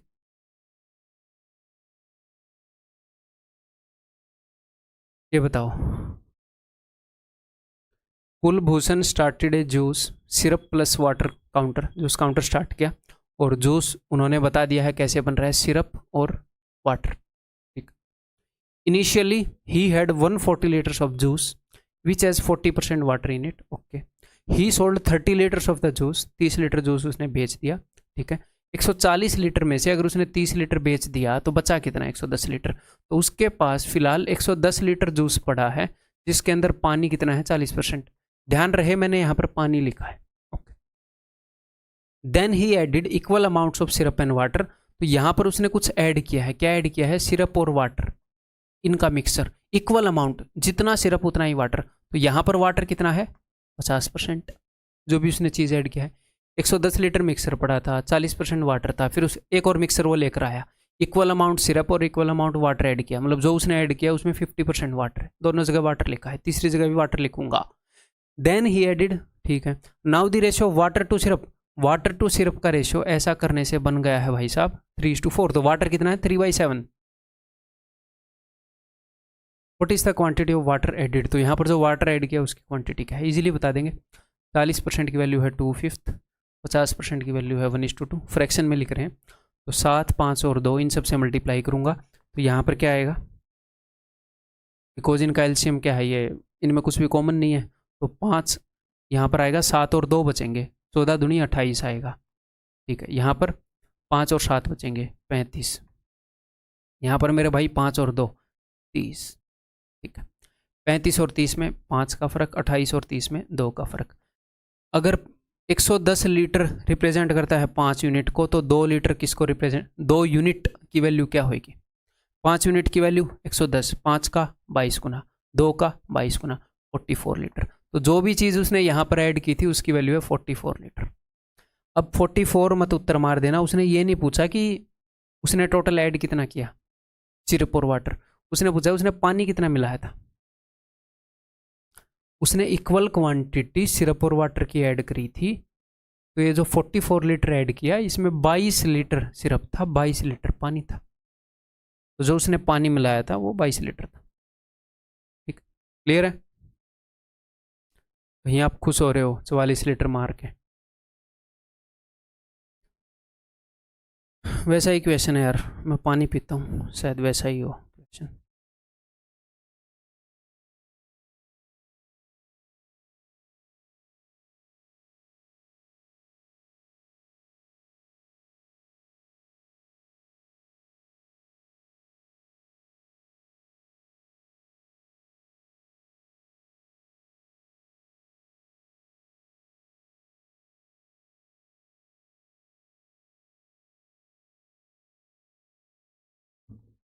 वैसा ही तो नहीं है पिछले वाले जैसा, बट एक्चुअल एग्जाम का क्वेश्चन है।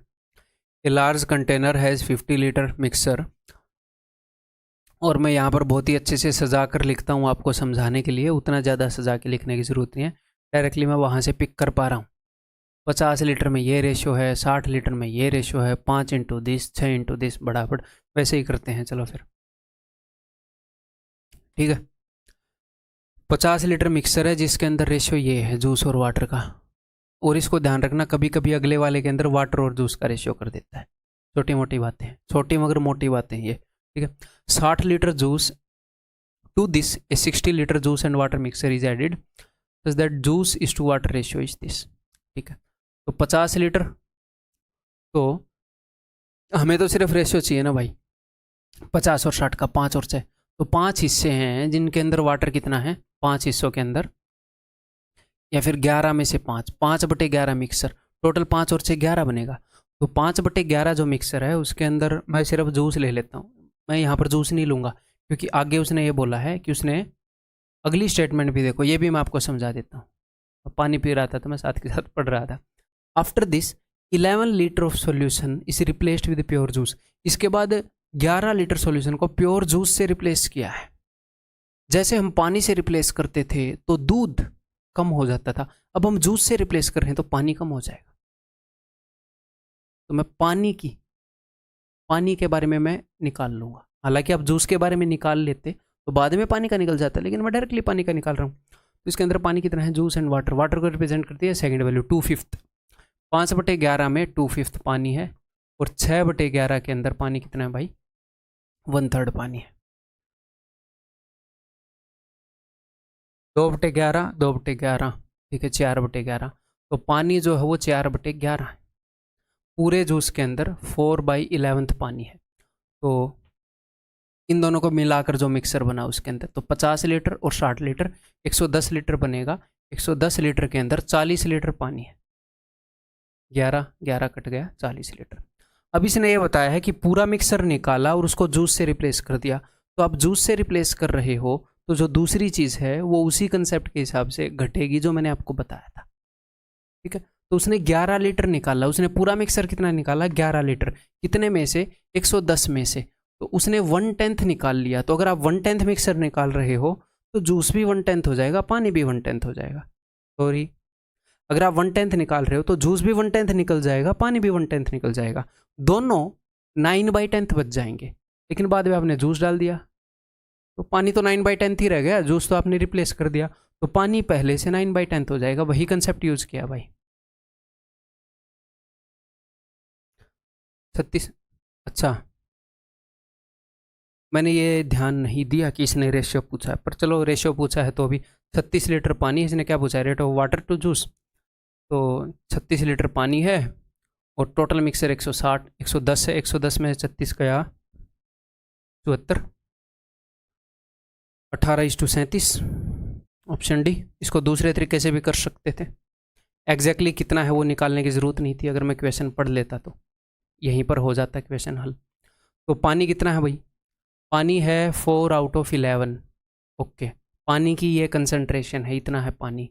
अब उसने 1/10 निकाल लिया तो पानी 9/10 बच जाएगा, जितना भी है उसका 9/10 बच जाएगा, 1/10 उसने रिप्लेस कर दिया।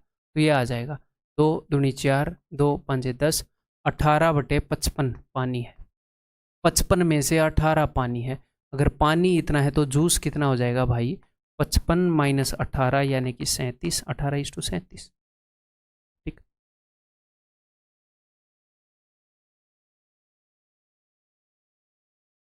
बताओ।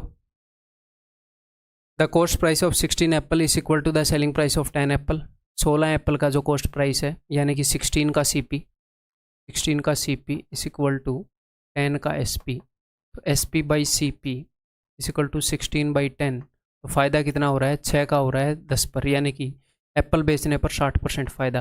लेकिन क्या हमको ये सब लिखने की ज़रूरत है, नहीं। ये क्वेश्चन हम पहले कर चुके हैं, प्रॉफिट एंड लॉस में कर चुके हैं। तो मैंने आपको एक छोटी ही चीज़ और बताई होगी कि जब भी इस तरह का पैटर्न आए, उसने क्या बोला है, cost price of 16 apple is equal to selling price of 10 apple. तो सेलिंग प्राइस के साथ में जो वैल्यू है उसको सीपी मानना करो, होना तो वही है एंड में। 16 का cost price is equal to 10 का एसपी। देखो एसपी के सामने क्या वैल्यू रहेगी जो कॉस्ट प्राइस के साथ थी, कॉस्ट प्राइस के सामने क्या वैल्यू रहेगी जो एसपी के साथ थी। तो यहीं पर ऐसे ही देख लो, तो हमें लिखना ही नहीं पड़ेगा। तो उसने बोला 16 का कॉस्ट प्राइस 10 के सेलिंग प्राइस के बराबर है, तो सेलिंग प्राइस के साथ जो वैल्यू है मैंने मान लिया 10 में, इसको कॉस्ट प्राइस मान लिया, इसको सेलिंग प्राइस 10 में लेकर 16 में बेच दी। 6 का फायदा 10 पर 60%, मुझे डायरेक्टली पता है एप्पल्स के ऊपर उसको 60% का फायदा हुआ।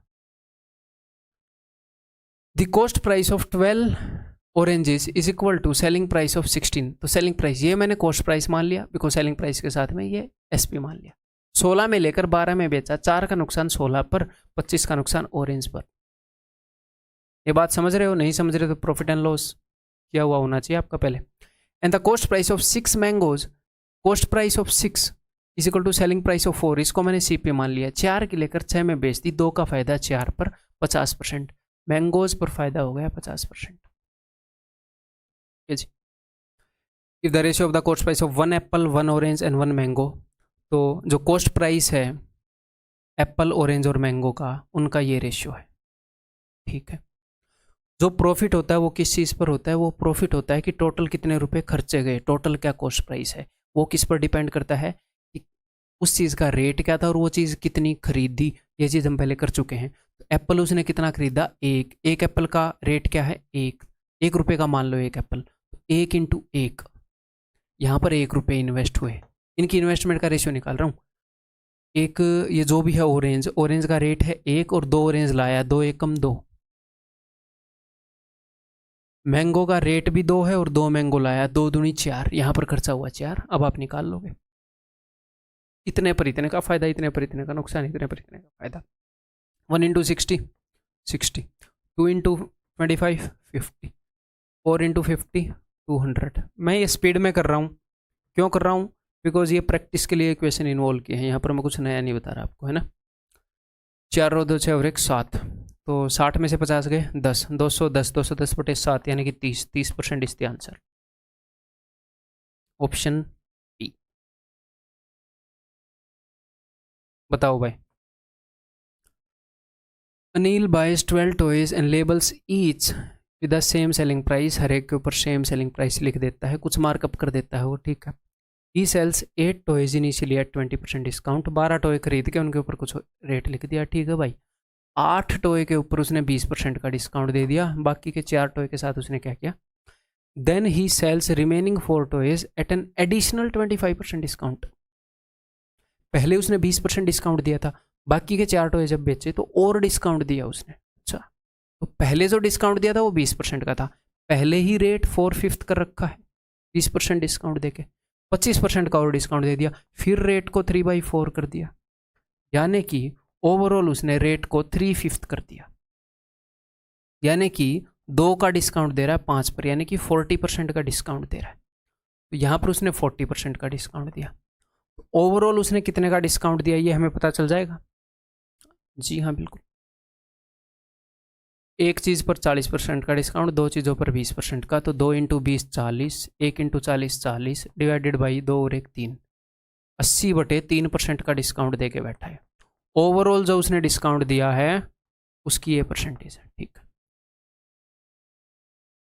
Like this he made 10% profit, उसका प्रॉफिट बता दिया, उसका डिस्काउंट बता दिया। विद नो डिस्काउंट, अगर वो डिस्काउंट ना दे, his profit percentage, his percentage of profit would have been. तो देखो 3 ही चीज़ें होती हैं भाई, एक तो होता है प्रॉफिट, प्रॉफिट एंड लॉस में 3 ही चीज़ें होती हैं, प्रॉफिट या लॉस की परसेंटेज होती है, मार्कअप की परसेंटेज होती है, और एक डिस्काउंट की परसेंटेज होती है। उसने डिस्काउंट की परसेंटेज आपको बता दी ओवरऑल, हाँ जी बता दी। उसने प्रॉफिट की परसेंटेज बता दी, मार्कअप की परसेंटेज पूछ रहा है। सर मार्कअप की नहीं पूछ रहा, मार्कअप ही पूछ रहा है। अगर वो डिस्काउंट ना दे तो कितने में बेचेगा, वो मार्कअप ही तो है, कितने % ऊपर मार्क करके। या फिर दूसरी चीज़, अगर वो डिस्काउंट आपको बता देता है, परसेंटेज आपको, प्रॉफिट आपको बता देता है, तो आपको पता है कि मार्केट प्राइस और कॉस्ट प्राइस का रेशियो क्या होता है, 100 plus profit divided by 100 minus discount. ऐसे कर सकते हो, दोनों में से कोई भी तरीका इस्तेमाल कर लो। पहले वाला तरीका क्या है कि प्रॉफिट और लॉस का जो मल्टीप्लाइंग फैक्टर होता है that is equal to markup का मल्टीप्लाइंग फैक्टर इंटू डिस्काउंट का मल्टीप्लाइंग फैक्टर। उसने ये दे दिया और ये दे दिया, इसका पूछ लिया तो मैं इसके मल्टीप्लाइंग फैक्टर को इसके मल्टीप्लाइंग फैक्टर से डिवाइड करूंगा।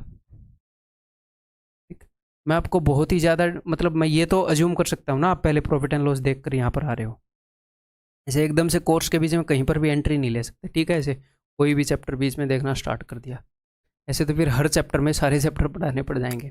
तो उस ऑर्डर में देखना जिस ऑर्डर में मैं करवा रहा हूँ। तो बिकॉज ये डिस्काउंट की जो परसेंटेज है ये भाई साहब 80/3 है, गंदी सी है, तो क्यों ना इसको परसेंटेज में कन्वर्ट कर लिया जाए। 20 चौके 20 पंजे, तो 4/15 इतना डिस्काउंट वो दे रहा है। तो मुझे मार्कअप परसेंटेज निकालना है। मार्कअप का जो मल्टीप्लाइंग फैक्टर है वो हो जाएगा प्रॉफिट का मल्टीप्लाइंग फैक्टर। प्रॉफिट 10% हो रहा है, यानी कि 11/10 डिवाइडेड बाई इसका मल्टीप्लाइंग फैक्टर। 4/15 से डिवाइड मत कर देना। अगर 15 रुपये के ऊपर 4 का आप डिस्काउंट दे रहे हो तो आप 11 में बेच रहे हो, तो मल्टीप्लाइंग फैक्टर क्या है, 11/15। 15 की चीज़ को 11 में बेच रहे हो, SP/MP इस 11/15। 3/2 मार्कअप का मल्टीप्लाइंग फैक्टर है, 3/2। 2 की चीज़ के ऊपर 3 मार्क कर रखा है, 50% ऊपर मार्क कर रखा है। अगर डिस्काउंट नहीं देगा तो 50% फ़ायदा हो जाएगा। क्लियर है? ठीक, इसको और भी तरीके से कर तो सकते ही है। ओवरऑल उसको फ़ायदा हो रहा है, यहाँ पर भी 10% मान दूँ, यहाँ पर भी, मतलब 2 सवाल बना के कर दूँ इसके, है ना, करके देखें क्या आगे और भी सवाल हैं तो करके देखते हैं। कि उसने 8 टॉयज जो हैं इसके ऊपर उसने 20% का डिस्काउंट दिया। तो 4 टॉयज हैं यहाँ पर, दूसरे तरीके से करके देख रहे हैं कि 2 सिचुएशन को अलग से हैंडल करके। यहाँ पर उसने 25% का एडिशनल डिस्काउंट दिया था, लेकिन ओवरऑल डिस्काउंट कितने का निकला था, 40% का निकला था, ध्यान हो तो। ठीक है, 40% का डिस्काउंट दिया, फिर भी ओवरऑल उसे 10% का फ़ायदा हो गया, यानी कि सारे चीज़ों पर 10% का फ़ायदा हो गया। मैं ये मान लेता हूँ कि यहाँ पर भी उसे 10% का फ़ायदा हुआ, यहाँ पर भी 10% का फ़ायदा हुआ। ओवरऑल ऑन एन एवरेज हर एक आर्टिकल पर उसको 10% का फ़ायदा हो गया ऐसा करने से। यहाँ पर भी 10% का फ़ायदा, यहाँ पर भी 10% का फ़ायदा। तो अच्छा, उस केस में मुझे यहाँ पर मार्कअप मिल जाएगा, यहाँ पर हो जाएगा, but this want be fruitful उतना। ठीक है, नहीं छोड़ो, फिर मैं वेटेड एवरेज लगाऊंगा। पिछला वाला तरीका ही बेस्ट है, ऑप्शन सी। ओवरऑल मार्कअप कितना ज़्यादा है मैं ये देखूंगा कुल मिलाकर।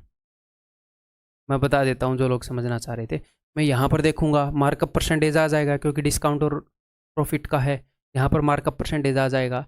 ओवरऑल मार्कअप परसेंटेज कितना है वो देख लूँगा, 8 पर इतना, 4 पर इतना, डिवाइडेड बाई 12। देख लो, a shopkeeper bought certain number of pens at a rate of 24 rupees 60। 20 pen खरीदे हैं 60 के रेट पर, तो एक पेन उसने 3 रुपये का खरीद रखा है, ठीक है भाई, 3 रुपये का पेन खरीदा।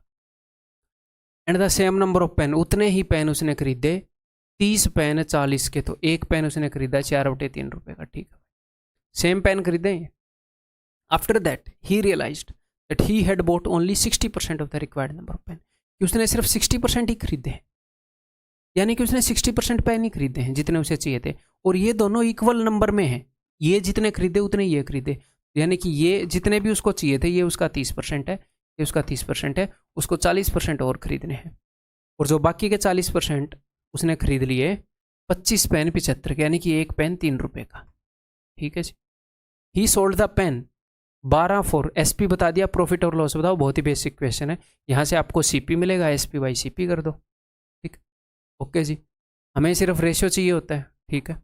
अब ये देखो, ये 3 पेन भी 3 रुपये में खरीदे, 4 पेन भी 3 रुपये में, मैं ऐसे मान लूँ कि 7 पेन तो 3 रुपये में खरीदे, सेम ही रेट है, और 3 पेन इतने में, तो 7 × 3 21 प्लस 3 × 4/3 4 डिवाइडेड बाई 7 और 3 10, 25/10, ये आ गया जी कॉस्ट प्राइस। सेलिंग प्राइस क्या है जी पर पेन, ये पर पेन का कॉस्ट प्राइस आ गया।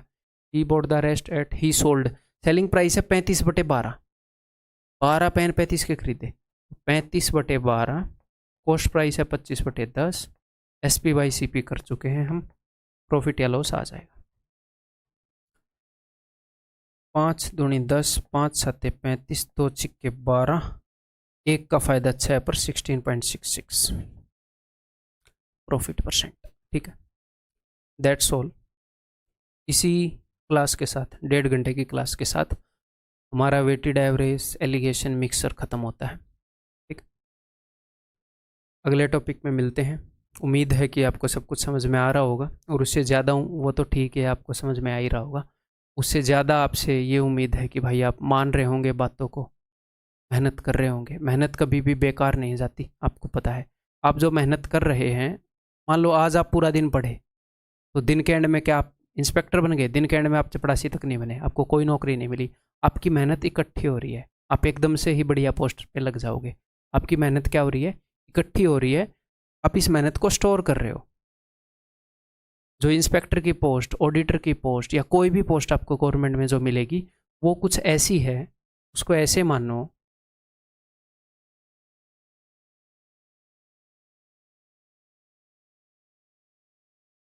आप ऐसे मानो कि कोई आपको ये बोल रहा है कि जैसे ही आप 100 रुपये इकट्ठे कर लोगे, एक दुकान के ऊपर एक खिलौना है, एक बच्चा क्या कर रहा है, वो रुपए इकट्ठे कर रहा है, 100 रुपये का खिलौना है, तो ऐसा तो नहीं होगा ना वो रोज़ दुकानदार को 1 रुपया दे दे और उस खिलौने की टांग तोड़ के दे देगा। वो 1 रुपया दे दिया, उस खिलौने को 100 बराबर हिस्सों में बांट रखा है दुकानदार ने, उसको एक एक देता रहेगा, ऐसा नहीं होगा।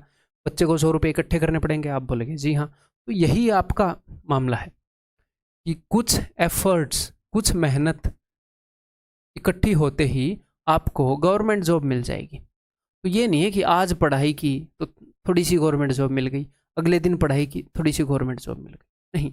वो बच्चा रुपए इकट्ठे कर रहा है तो उसको रुपए दिख रहे हैं, क्योंकि रुपए हैं फिजिकल। आप एफर्ट्स लगा रहे हो, आपको एफर्ट्स भी दिखते हैं कि इंप्रूवमेंट हो रही है। कभी कभी नहीं भी दिखते, कभी कभी ये भी होता है कि यार पता नहीं इंप्रूवमेंट हो भी रही है कि नहीं, रुपए हालांकि दिख रहे हैं ना। तो कभी कभी एफर्ट्स इकट्ठे होते हुए दिखते नहीं, लेकिन अगर आप रोज़ एफर्ट्स पुट इन कर रहे हो तो बिलीव मी एफर्ट्स इकट्ठे हो रहे हैं। और जिस दिन आपका गुल्लक भर जाएगा जो आपके जॉब के बराबर होंगे, उस दिन आपकी जॉब भी लग जाएगी पेपर देने के बाद, ठीक है।